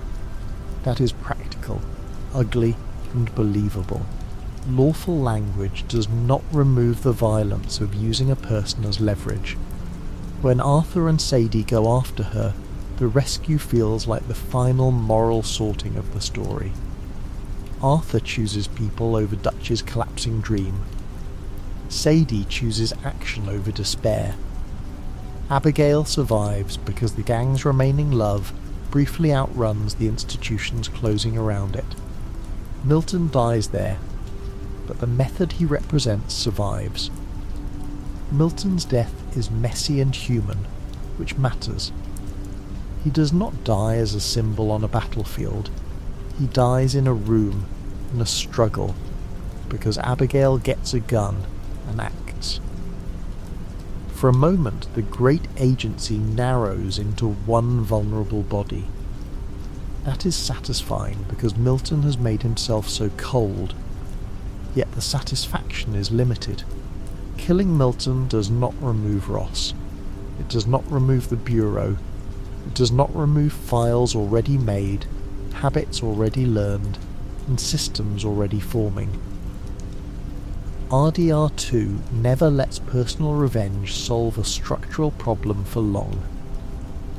Ross's later victory over John proves that point with painful clarity. John does what Arthur wanted. He leaves, builds, works, buys land, becomes a husband and father in a more stable way. Yet stability itself becomes a trail. A ranch has papers, a loan has records, a name can be found, a family can be watched. The old outlaw freedom depended on being unrooted. Arthur's dying gift gives John a chance to root himself, but rooted life is easier for institutions to locate. That is the cruel bargain of civilization in the Red Dead world. Home is safer and more visible at the same time. Beecher's hope is therefore the opposite of Dutch's dream, and the perfect target for Ross's world. Dutch dreams of a place beyond reach. John builds a place within reach and hopes decency will be enough. Ross teaches him that the past can still be enforced through the present. The pressure on John in the first Red Dead Redemption is federal rather than Pinkerton, but the emotional shape is inherited. A man with a file forces another man to hunt ghosts. The badge has changed. The eye remains open. That makes the Pinkertons in RDR2 part of a longer American story about private power becoming public method. In the early Republic and frontier periods, policing was often local, fragmented, and inconsistent. As the country industrialized, power needed broader tools. Private detective agencies, railroad police, company guards, municipal police, state militias, and federal investigators all formed overlapping systems of control. Sometimes they solved real problems. Sometimes they created new abuses. Sometimes they did both in the same year. RDR2 compresses that messy history into a few unforgettable faces.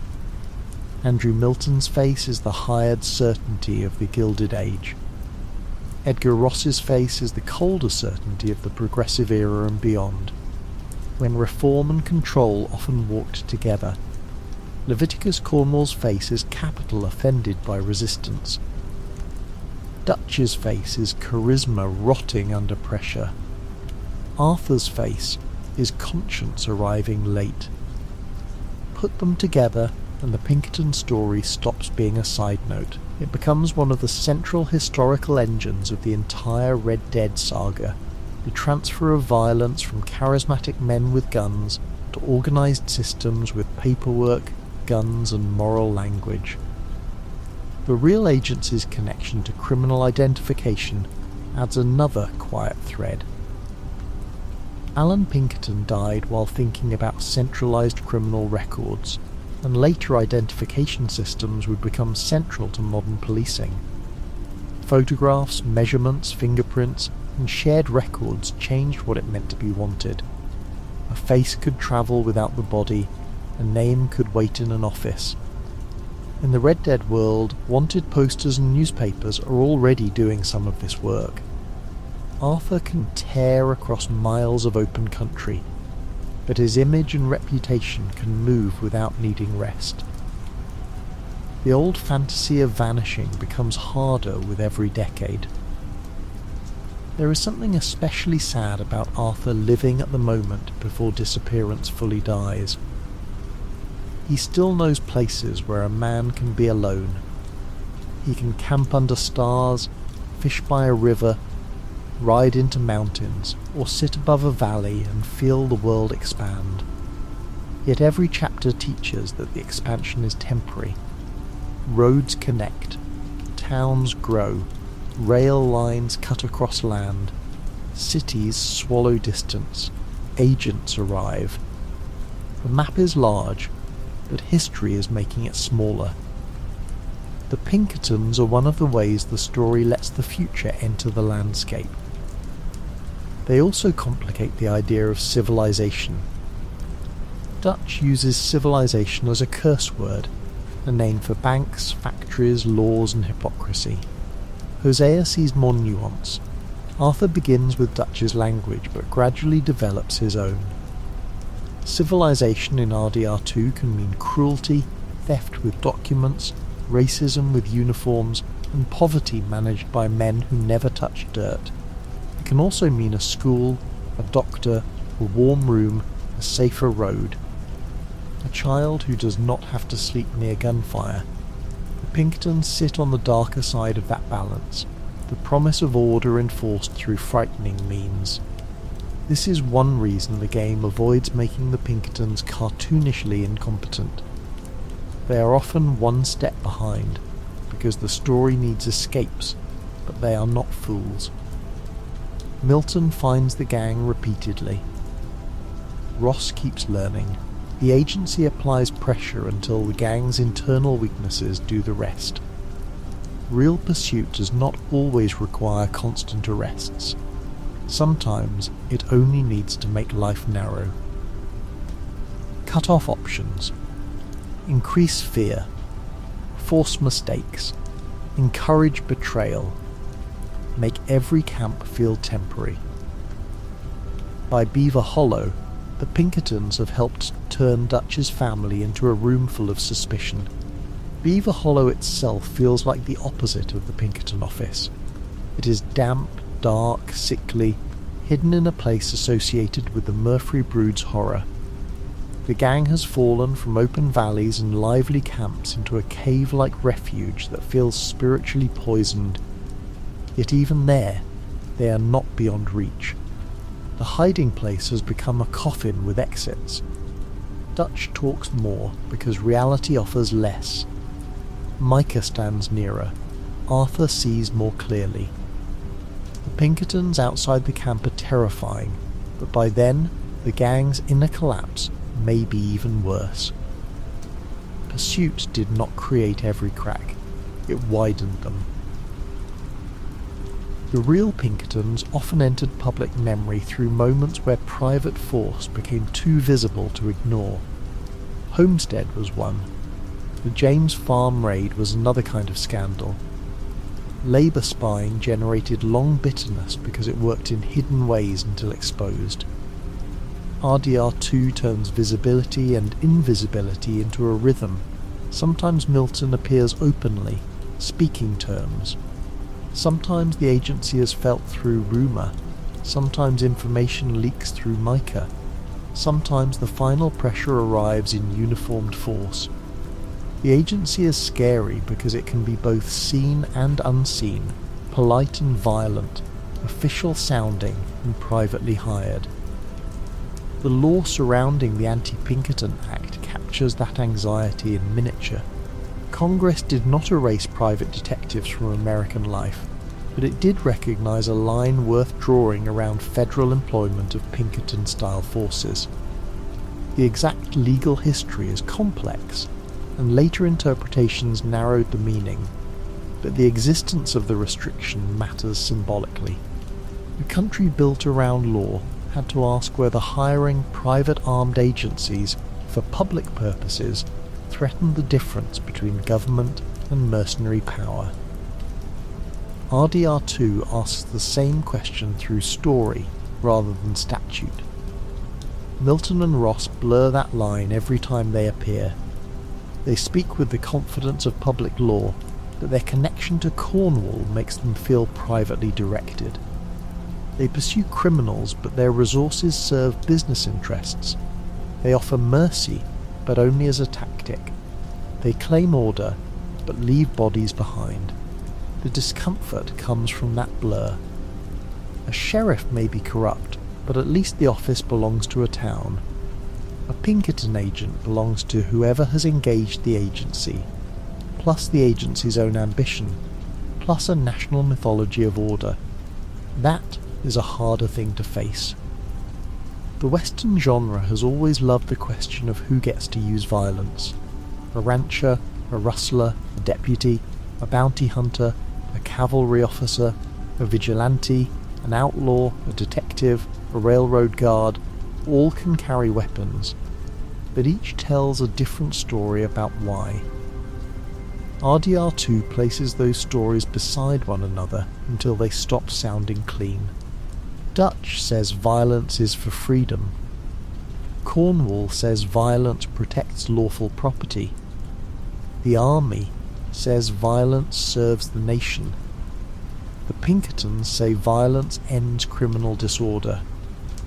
Arthur eventually learns to ask who is being saved, who is being used, and who is left lying in the road when the speeches are over.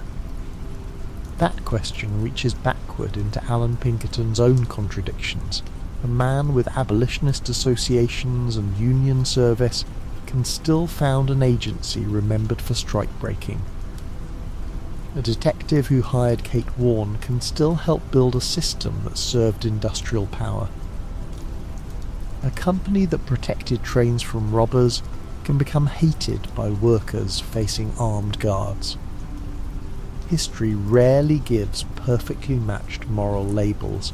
RDR2's world feels adult because it accepts this. People and institutions carry mixed inheritances. The Pinkerton name can mean courage in one chapter of history and intimidation in another. RDR2 also understands that infamy is a kind of brand. The Pinkertons became famous enough that their name alone could carry meaning. That fame benefits the agency and damages it at the same time. A feared name can attract clients who want results. It can also harden enemies who see the name as proof of oppression. Dutch too is trapped by his brand. He must keep being Dutch van der Linde, visionary outlaw, even when the role is killing everyone. Arthur is saved inwardly because he stops trying to preserve his own legend. The Pinkertons, as an institution, never get that kind of private reckoning. One of the quiet truths about detective work is that it depends on ordinary people more than legends admit.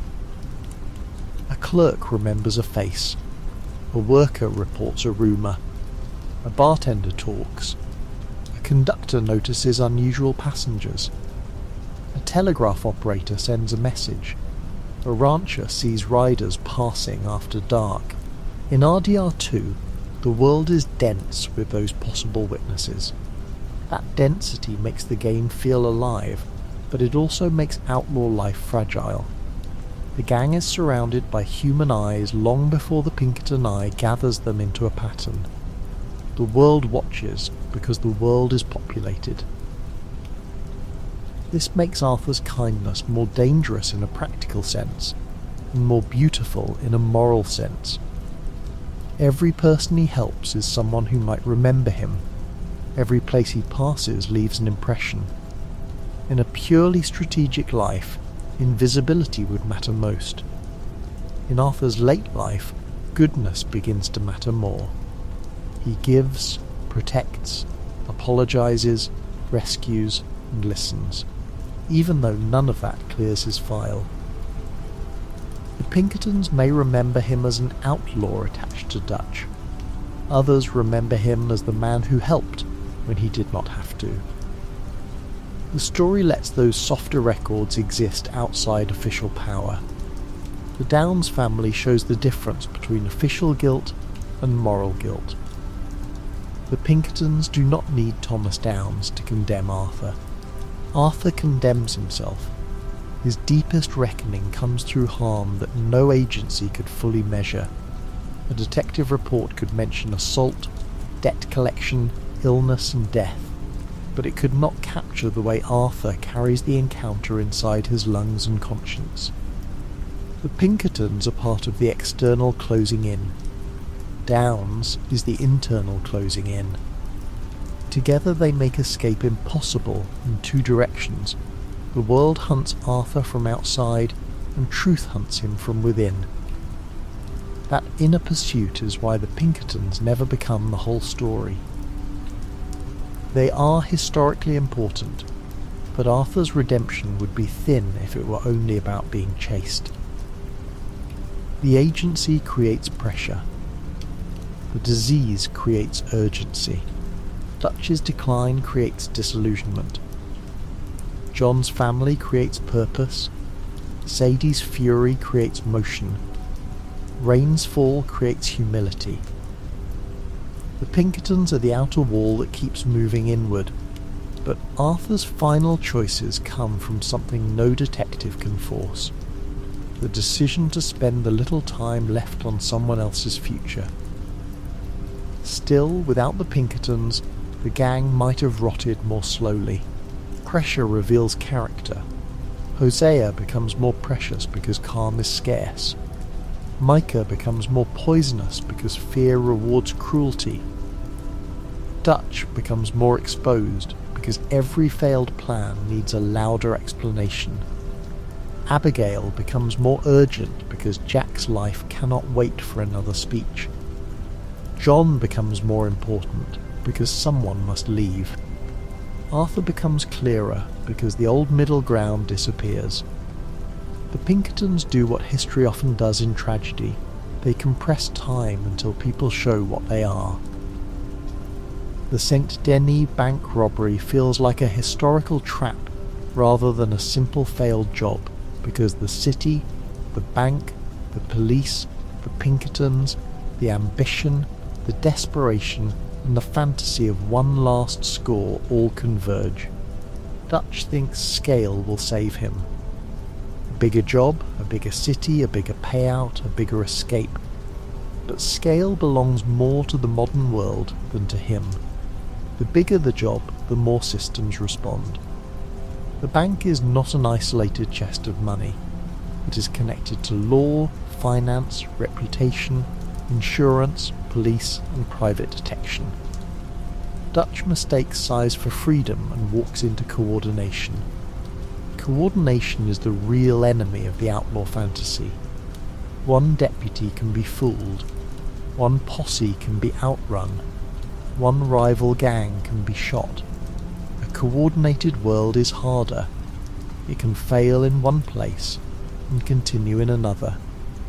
Milton can die and Ross can remain. A robbery can succeed tactically and fail historically. The gang can escape a scene while narrowing its future. That is why the Pinkertons feel inevitable. They represent the coordination of power across distances, and the Van der Linde gang is a family of talented individuals held together by a man whose plans are becoming less coordinated every day. The Pinkerton pursuit of famous outlaws in real history helps give RDR2 that feeling. The agency's attempts to catch Jesse James, track the Wild Bunch, and gather information on Western criminals turned it into part of outlaw mythology. Sometimes it succeeded, sometimes it failed, sometimes it made terrible mistakes. Yet even failure added to the legend. A man chased by Pinkertons seemed larger. The detective agency unable to catch a famous outlaw seemed humiliated and therefore more determined. RDR2 inherits that mythology, then drains the romance from it by showing what pursuit does to a camp over months. Jesse James is especially useful as a shadow. He was an outlaw, Confederate guerrilla, folk figure, murderer, celebrity and symbol shaped by newspapers and politics. Pinkerton pursuit of him became brutal and controversial, especially after the raid on his family home. That history echoes in RDR2's concern with families caught around outlaw violence. The agency may seek a criminal, but bullets and explosives do not always respect the moral boundary between target and household. Jack's presence in the gang constantly reminds us that outlaw legend grows around children who did not choose it. The Wild Bunch connection matters because Butch Cassidy and the Sundance Kid occupy the same borderland between charm and crime that Western memory loves. They are often imagined with smiles, clever escapes, and doomed glamour. Pinkerton files, photographs, and pursuit help turn them into documented legend. RDR2 knows that documentation can preserve romance even while trying to destroy it. Arthur and Dutch are fictional, but they feel connected to that world of men whose crimes became stories because someone chased them, printed them, photographed them, and kept their names alive. There is a strange partnership between outlaw and detective after both are dead. The outlaw gives the detective a worthy chase. The detective gives the outlaw a larger stage. The public receives a story where danger and order circle each other. Red Dead Redemption 2 is powerful because it refuses to leave that partnership shiny. It shows the dirt under it. Frightened women, dead friends, exploited workers, sick bodies, stolen money, broken families, and men using noble language to hide selfishness. The Pinkertons are part of the myth, but the game lets the myth ache. RDR2's use of the Pinkerton name also shows how historical specificity can do more than invented labels. Rockstar could have made up a private detective agency with a similar function. Instead, using the Pinkertons pulls the real 19th century into the fiction. The name brings homestead, Lincoln, railroads, private eyes, labour conflict, outlaws, lawsuits, and corporate memory along with it. That does not mean every scene is a documentary. It means the fiction is plugged into a recognisable current. Anyone entering the game's world may not know every detail, but the name itself carries gravity. The legal dispute after release almost feels like a modern footnote written by history's sense of irony. The modern security company connected to the Pinkerton name objected to a fictional portrayal rooted in the agency's own place in Western memory. Take-Two argued that the name was strongly associated with the Wild West and that its use belonged within expressive historical fiction. The dispute eventually faded, but its existence proved the power of the name. More than a century after Homestead and the old outlaw chases, Pinkerton still meant enough to fight over. That modern echo also reminds us that institutions care about reputation, because reputation is power. Alan Pinkerton cared about it. Dutch cares about it. Cornwall cares about it. Modern companies care about it. A name can attract clients, frighten enemies, sell books, sell myths, or cause backlash. RDR2 is full of people trying to control what their names mean. Dutch wants his to mean freedom. Arthur fears his means nothing but harm. John tries to bury his. Ross builds his career on making other men's names useful to the state. Pinkerton itself becomes a name where history refuses to stay quiet. When the agency appears in the story, the music of the world changes. Around O'Driscoll's, the danger feels personal and tribal. Around Lemoyne Raiders, it feels bitter and regional.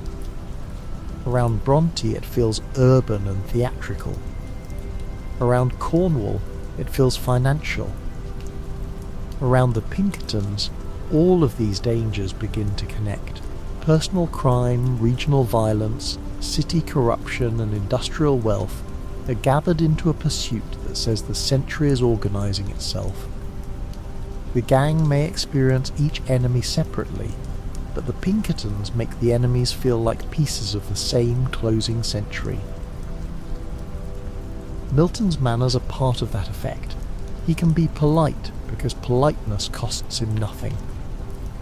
Politeness backed by force is one of the coldest moods in the story. Dutch's anger burns hot. Micah's cruelty spits and snarls. Milton's threat can arrive in a calm tone.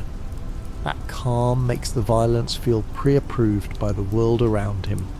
In real history, institutions often mastered that tone. The letter before the eviction, the contract before the guards, the official statement after the shooting, the report after the raid. RDR2 gives that tone a face. Arthur is sensitive to tone even when he hides it. He knows when kindness is real, when Dutch is performing, when Micah is poisoning a room, when Suddy is using rage to survive, when John is afraid of failing his family, and when Milton's civility has no warmth in it. This sensitivity is part of what makes him more than muscle. The Pinkertons sharpen that part of him, because they force him to hear the difference between justice and power. Milton speaks of civilization, but Arthur increasingly notices who pays for that civilization and who bleeds under it. The agency's association with the phrase private eye makes the symbolism almost too perfect for Red Dead Redemption 2. Eyes matter everywhere. Arthur sees animals, landscapes, faces, and small kindnesses. Dutch refuses to see what he has become. Micah sees weakness to exploit. Ross sees leverage. The Pinkerton eye sees suspects. The OpenEye logo promises vigilance, but vigilance without mercy becomes surveillance. Arthur's late vision becomes compassionate. The agency's vision becomes disciplinary. The same act, seeing, splits into two moral directions. That split is why the final chapters feel like a struggle over interpretation. Is the gang a family, a cult, a criminal outfit, a political rebellion, a refugee camp, or a dying dream? Dutch insists on one interpretation, Milton insists on another. Arthur slowly builds a third, more painful one. The gang was real love and real harm, shelter and trap, family and excuse. The Pinkertons cannot hold that complexity because their job is to end the gang, not understand its soul. Arthur can hold it because he has lived inside the contradiction. His sorrow is more accurate than Milton's certainty. Certainty is one of Milton's weapons. He knows what Dutch is. He knows what Arthur is. He knows what must happen. This certainty makes him effective and limited. Arthur, by contrast, becomes less certain and more moral.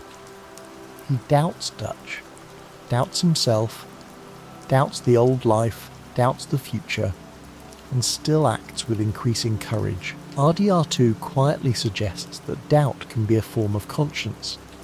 The Pinkertons have little room for doubt, because pursuit requires classification. Arthur's redemption begins when classification breaks down, and he can no longer describe himself with the old words. This is also why the Pinkertons are not enough to save anyone. They may help end Dutch's gang, but they do not heal the people harmed by it. They do not restore the dead. They do not protect John forever. They do not stop exploitation by men like Cornwall. They do not bring justice to the Wapiti. They do not understand Arthur's change. The agency's power is real, but its imagination is narrow. It can close a case. It cannot redeem a world. That limitation matters because the Red Dead saga is less interested in order than in the cost of every version of order offered. The Pinkertons' place in the story becomes even richer when compared with bounty hunters. Bounty hunters in RDR2 often feel freelance, rough, and transactional. They chase a posted reward, sometimes with little concern for deeper justice. Pinkertons are also paid, but they represent a more organised and respectable form of payment.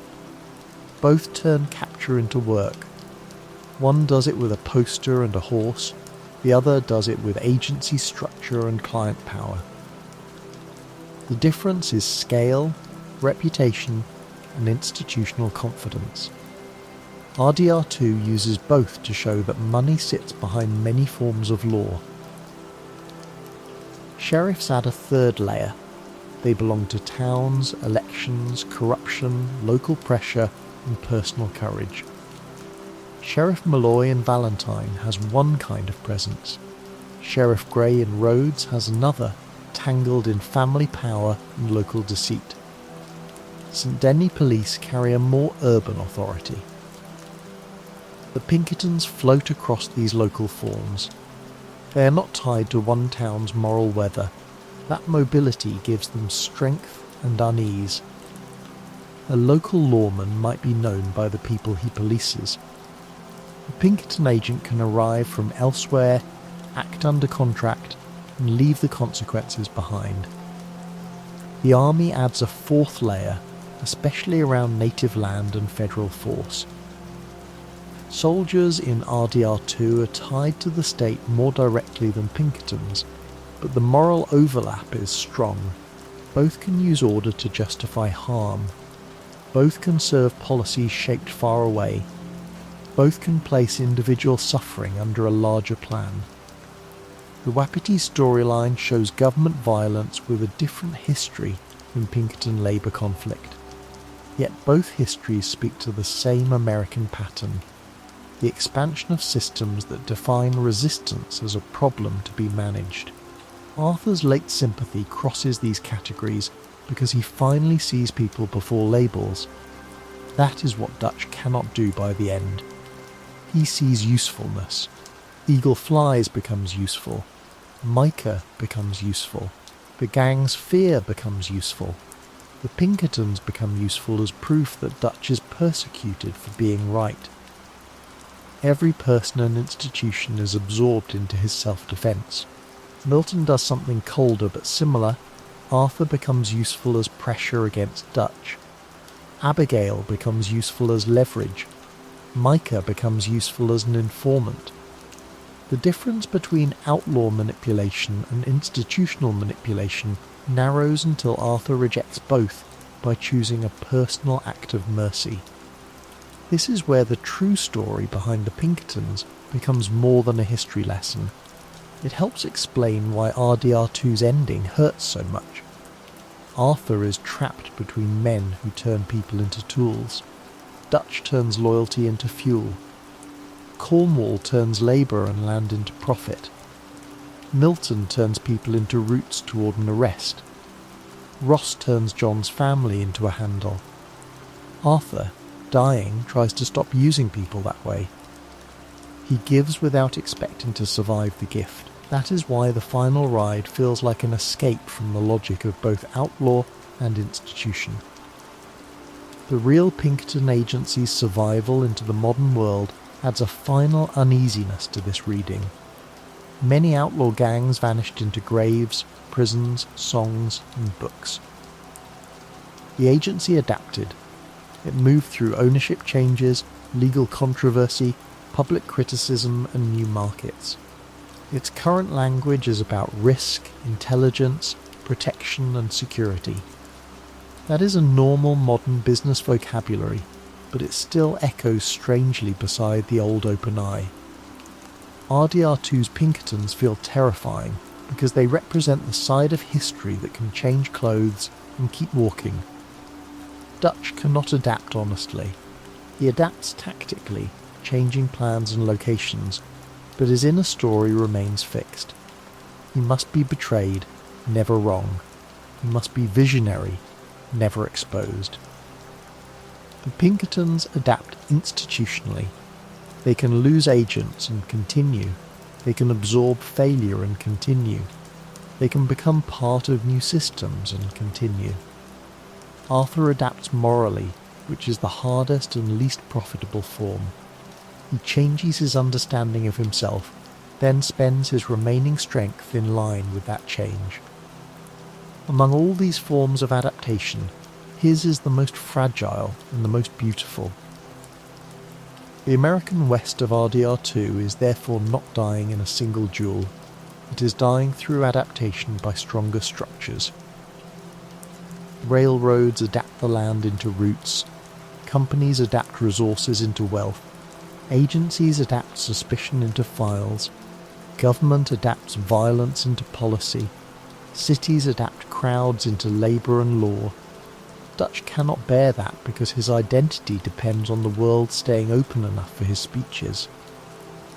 Arthur grieves it because he knows the old world was never as innocent as Dutch claimed, yet he can still feel what is being lost. That loss is why the Pinkertons need to feel both historically real and emotionally cold. If they were pure monsters, the story would become too easy. If they were pure heroes, Arthur's tragedy would become too small. Instead, they are agents of a future that has reasons and sins. They chase dangerous men, they serve dangerous wealth. They professionalize pursuit. They narrow the map. They carry the open eye into camps where people are trying to sleep. They make the old outlaw question unavoidable.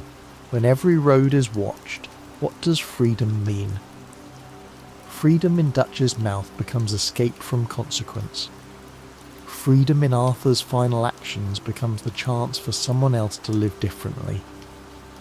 The Pinkertons expose the lie in the first version. They cannot understand the grace in the second. That gap is central. Milton can recognise that Dutch should fall, but he cannot recognise Arthur's redemption as anything meaningful. Ross can use John, but he cannot honour the life John tries to build. Institutional pursuit can measure threat, it struggles to measure change. RDR2's deepest emotions live in what the official eye cannot see. The final credits tracking Ross and Fordham back to John feel like the Pinkerton method distilled into quiet images. No grand shootout yet. No speeches, just patient location work. The ranch is found. The old life is connected to the new address. The future knocks before the first Red Dead Redemption even begins. This sequence is calm in a way that feels almost merciless. It says that history does not need to run. It can walk, it can ask questions, it can follow leads. It can arrive years later with paperwork in one hand and a gun in the other. In that sense, the Pinkerton story in RDR2 is really a story about delayed consequences. Blackwater does not stay in Blackwater. Cornwall's train does not stay on the tracks where it was robbed. St. Denis does not end at the bank doors. Micah's betrayal does not end with Milton's death. John's past does not end when he builds a fence. Every act travels forward. The Pinkertons are the mechanism by which the past learns to travel. They are consequence with a badge-shaped silhouette, sometimes private, sometimes public, always moving. That idea connects the fictional agency work to the real agency's archival legacy. Pinkerton records became valuable because they preserved pursuit long after the chase ended. Files on outlaws, photographs, reports and correspondence turned living danger into historical material. There is something haunting in that. Men who wanted freedom from law ended up preserved by the very people hunting them. The archive becomes a graveyard and a stage. RDR2 has the same feeling. Arthur wants no monument, yet the story remembers him with devastating care. The Pinkertons want control, but they become part of the legend they try to close. The real Pinkerton archive also reminds us that institutions are made of paper as much as men. Paper can look harmless compared with rifles, but paper can summon rifles, justify them, aim them, and explain them afterward. A contract hires agents. A report names suspects. A legal notice protects a company. A wanted poster spreads a face. A government code limits a private agency. A newspaper shapes public feeling. Red Dead Redemption 2 is full of guns, but its historical world is equally full of documents. The Pinkertons stand at the crossing of paper and violence. Arthur's relationship to paper is different. His journal is not a warrant. It is a place where the world passes through his hand and becomes intimate. He writes because he is trying to understand, even when he would never say that plainly. The Pinkertons write to capture. Arthur writes to witness. This contrast gives the whole story a quiet ache. Two records grow around the same life, one official, one private. The official record says outlaw. The private record says a man who saw deer in the morning, sketched faces by firelight, feared damnation, and tried at the end. When people ask whether RDR2 is fair to the Pinkertons, the answer depends on what kind of fairness is being asked for. The game is dramatic fiction, so it condenses, sharpens, and personalises history. Andrew Milton is not a documentary figure. Edgar Ross is a narrative bridge. The agency's violence is staged for tragedy, yet the larger portrait draws from real associations, private investigation, railroad security, pursuit of outlaws, service to industrial clients, labour conflict, armed confrontation, and a reputation that became deeply controversial. The fiction is heightened, but it is not floating in empty air. The stronger question is why the Pinkertons feel necessary to this particular story. Another name could have filled the antagonist slot, but it would not carry the same historical pressure. Pinkerton means the West being watched by capital. Pinkerton means a private company with national reach. Pinkerton means the detective as businessman, soldier, spy, and symbol. Pinkerton means the line between law and money becoming difficult to see. Those meanings are exactly what Red Dead Redemption 2 is about. The gang is not merely being chased by enemies, it is being chased by the century. The century arrives unevenly. In the mountains it feels distant. In Valentine it feels muddy and half-formed. In Rhodes it hides behind old family names. In St. Deniers it roars through smoke and stone. In Annesburg it coughs coal dust. In Blackwater it waits as a more modern town just beyond the story's early reach. In Beecher's Hope it arrives as paperwork and federal pressure. The Pinkertons connect these places like a dark thread. Wherever the gang goes, the larger world is learning how to find them. That is why the Pinkertons do not need endless screen time to dominate the atmosphere. A good pursuer changes the meaning of empty space. A quiet road becomes temporary safety. A town becomes risk. A stranger's glance becomes suspicion. A camp conversation becomes vulnerable. RDR2 uses their limited appearances wisely. The agency is felt in the decisions people make before agents arrive, when to move, whom to trust, how loudly to speak, whether to risk a job, whether Dutch's plan is madness, whether the family can survive another night under the eye. The emotional cost of being hunted shows on different characters in different ways. Dutch becomes grander and more brittle. Hosea becomes more worried. Arthur becomes more observant. John becomes more conscious of Abigail and Jack. Javier clings harder to loyalty. Bill grows defensive. Micah grows bolder because chaos benefits him. The women read the room with increasing fear and clarity. Children absorb danger without understanding all its causes. The Pinkertons pressure the whole camp, but each person translates that pressure through their own wounds. This is another place where the real history of private security and labour conflict matters. Armed force in a community does not touch everyone the same way. A company owner experiences guards as protection. A worker may experience them as intimidation. A town merchant may experience them as uncertainty. A child may experience them as fear without language. RDR2's camp is a criminal community rather than a labour town, but the principle carries. Outside force changes the inner life of a group. It alters speech, sleep, trust, and the sense of tomorrow. The sense of tomorrow is exactly what dies in the Van der Linde gang. Early on, tomorrow still has shape. A new camp, a new score, a new lead, a new state, a new promise.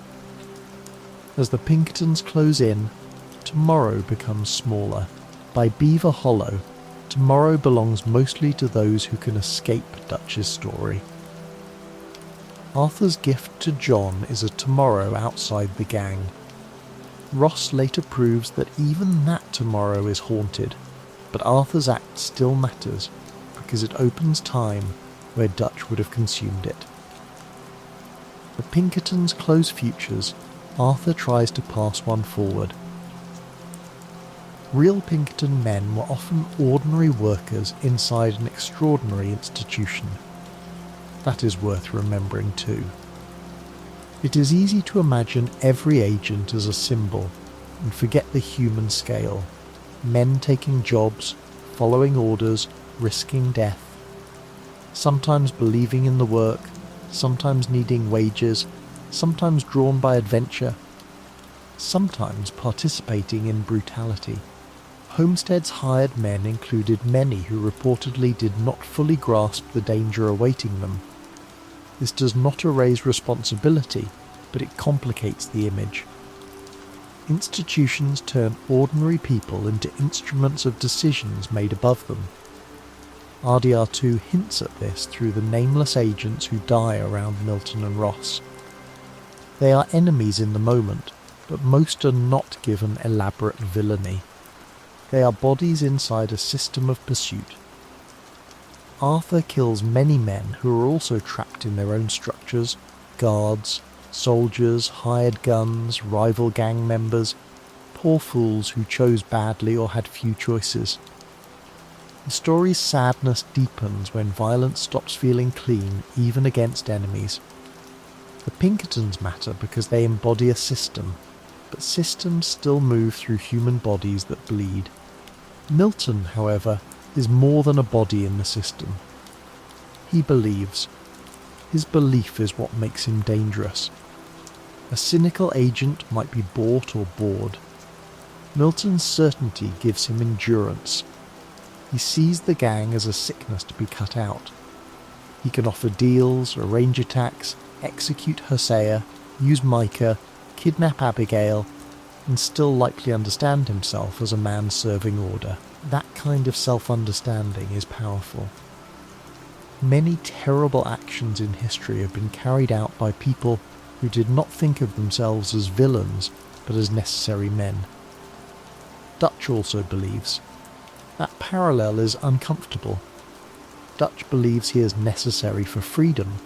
Milton believes he is necessary for order. Both men harm people while protecting a story about themselves. Arthur's late clarity comes from losing belief in his own necessity. He no longer needs to be central. He no longer needs to be right in the old way. He needs John to go. He needs Abigail and Jack to have a chance. The Pinkertons and Dutch both represent systems of meaning that demand obedience.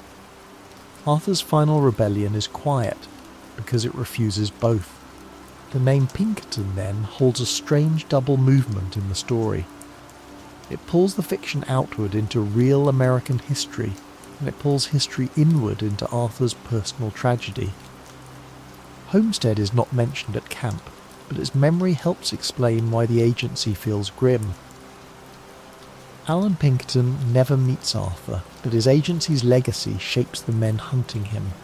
The Anti-Pinkerton Act never appears in dialogue, but the anxiety behind it colours every scene where private agents speak like public law. The real and the fictional keep reflecting each other. Even the landscape participates in that reflection.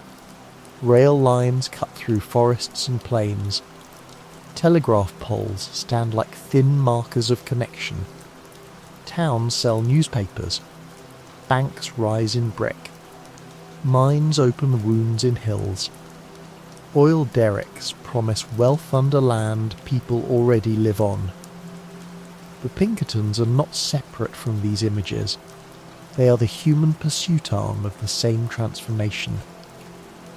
When Arthur rides under wires or crosses tracks, he is moving through the infrastructure of the future that will find him.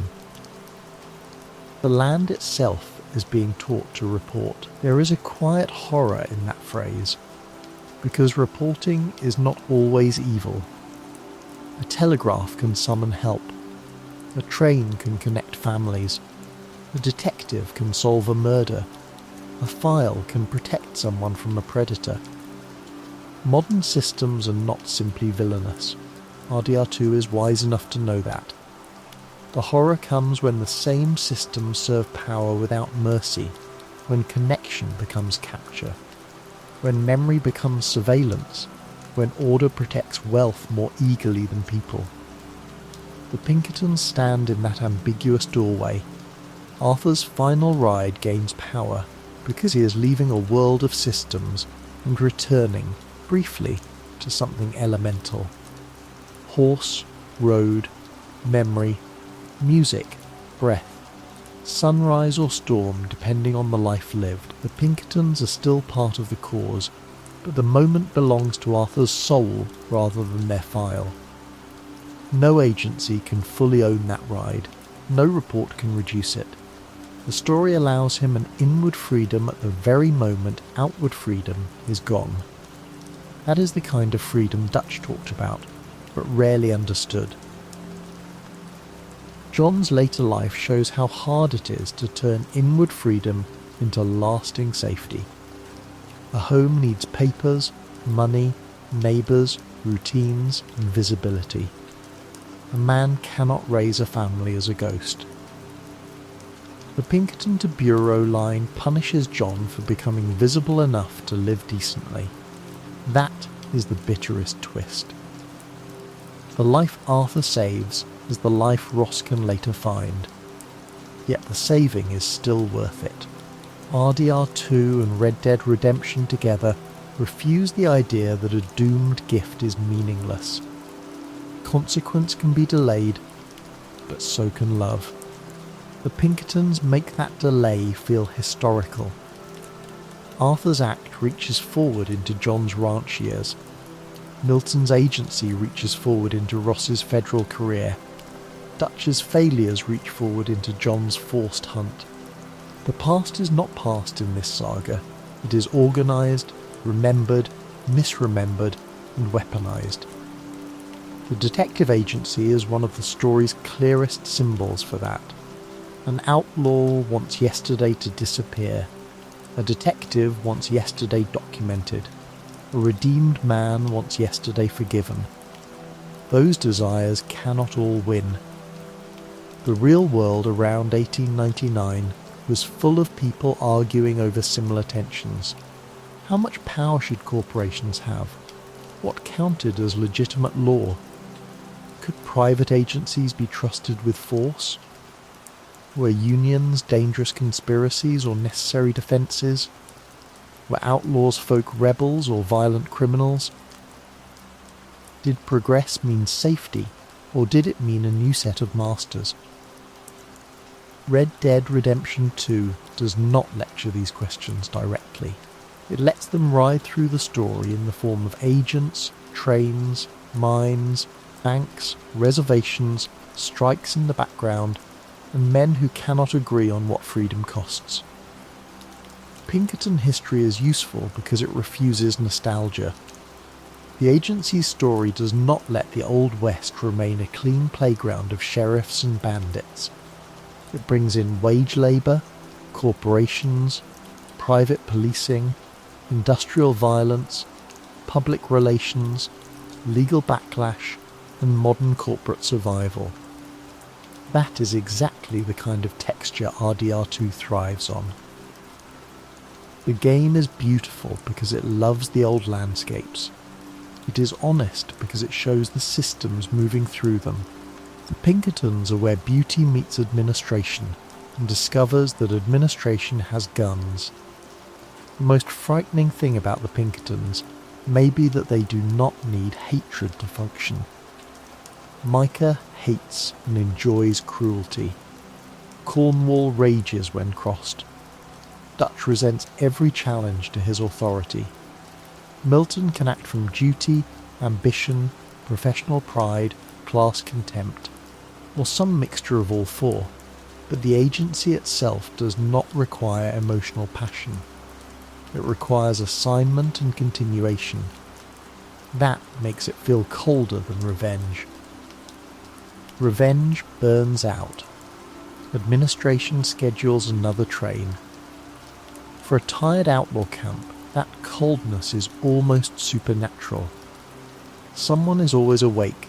Someone is always asking. Someone is always reading. Someone is always following the money. Someone is always turning chaos into pattern. The open eye becomes a nightmare because sleep is one of the few mercies left to people who have lost almost everything. Campfires, bedrolls, tents, songs and guard duty all circle the need for rest. The Pinkerton promise denies that rest. It says the hunt continues while bodies fail. Arthur's tuberculosis turns that denial into a bodily tragedy. He cannot outpace his own lungs, and he cannot outpace the future. The Pinkertons hunt him from outside, disease hunts him from inside, guilt hunts him from memory. Yet his final strength comes from accepting that winning is no longer the point. Dutch still thinks in escapes and victories. Milton thinks in capture. Arthur begins thinking in deliverance, small and costly. Get John out. Help Abigail. Give Jack a chance. Do some good before the last breath. The agency cannot understand that scale of victory because it does not look like a case closed. The final confrontation on the mountain feels larger than Arthur and Micah because the Pinkertons are below and around the story, while the true struggle has become moral rather than tactical.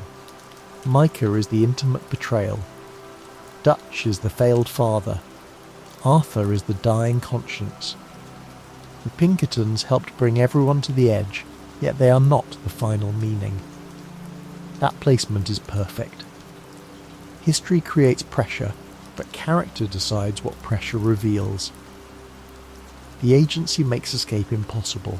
Arthur makes mercy possible anyway. Looking back across the whole path, the Pinkertons enter RDR2 as pursuers and become interpreters of the age. They explain why Blackwater matters beyond one robbery. They explain why Cornwall's anger has reach. They explain why moving camp keeps working less well. They explain why the St. Denis disaster feels modern. They explain why Micah's betrayal is so devastating. They explain why Ross can become the future. They explain why John's ranch is never fully safe. Most of all, they explain why the Old West dies through being tracked, priced, filed, and folded into systems stronger than any campfire dream. That is the true story behind them. A real agency born in the gaps of 19th century law, made famous by detective work, Lincoln law, railroad security. An outlaw pursuit, made infamous by labour conflict, strike-breaking and private force, then carried into modern memory as a name that still feels awake. Red Dead Redemption 2 does not use that history as decoration.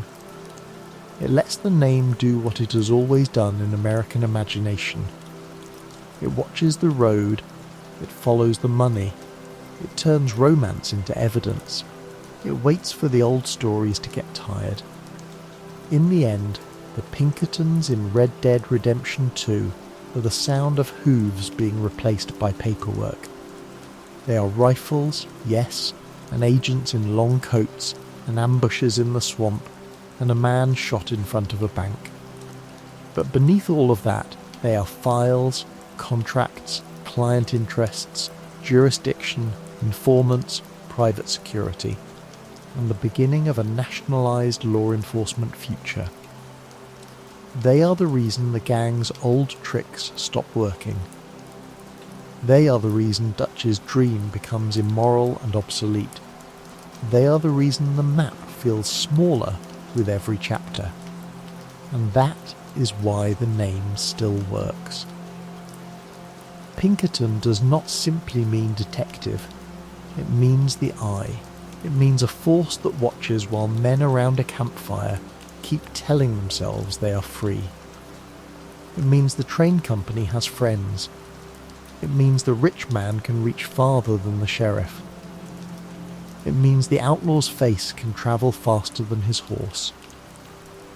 It means the frontier is being measured, fenced, photographed, filed and priced. In RDR2, when the Pinkertons arrive, the Old West does not end all at once. It ends by being seen.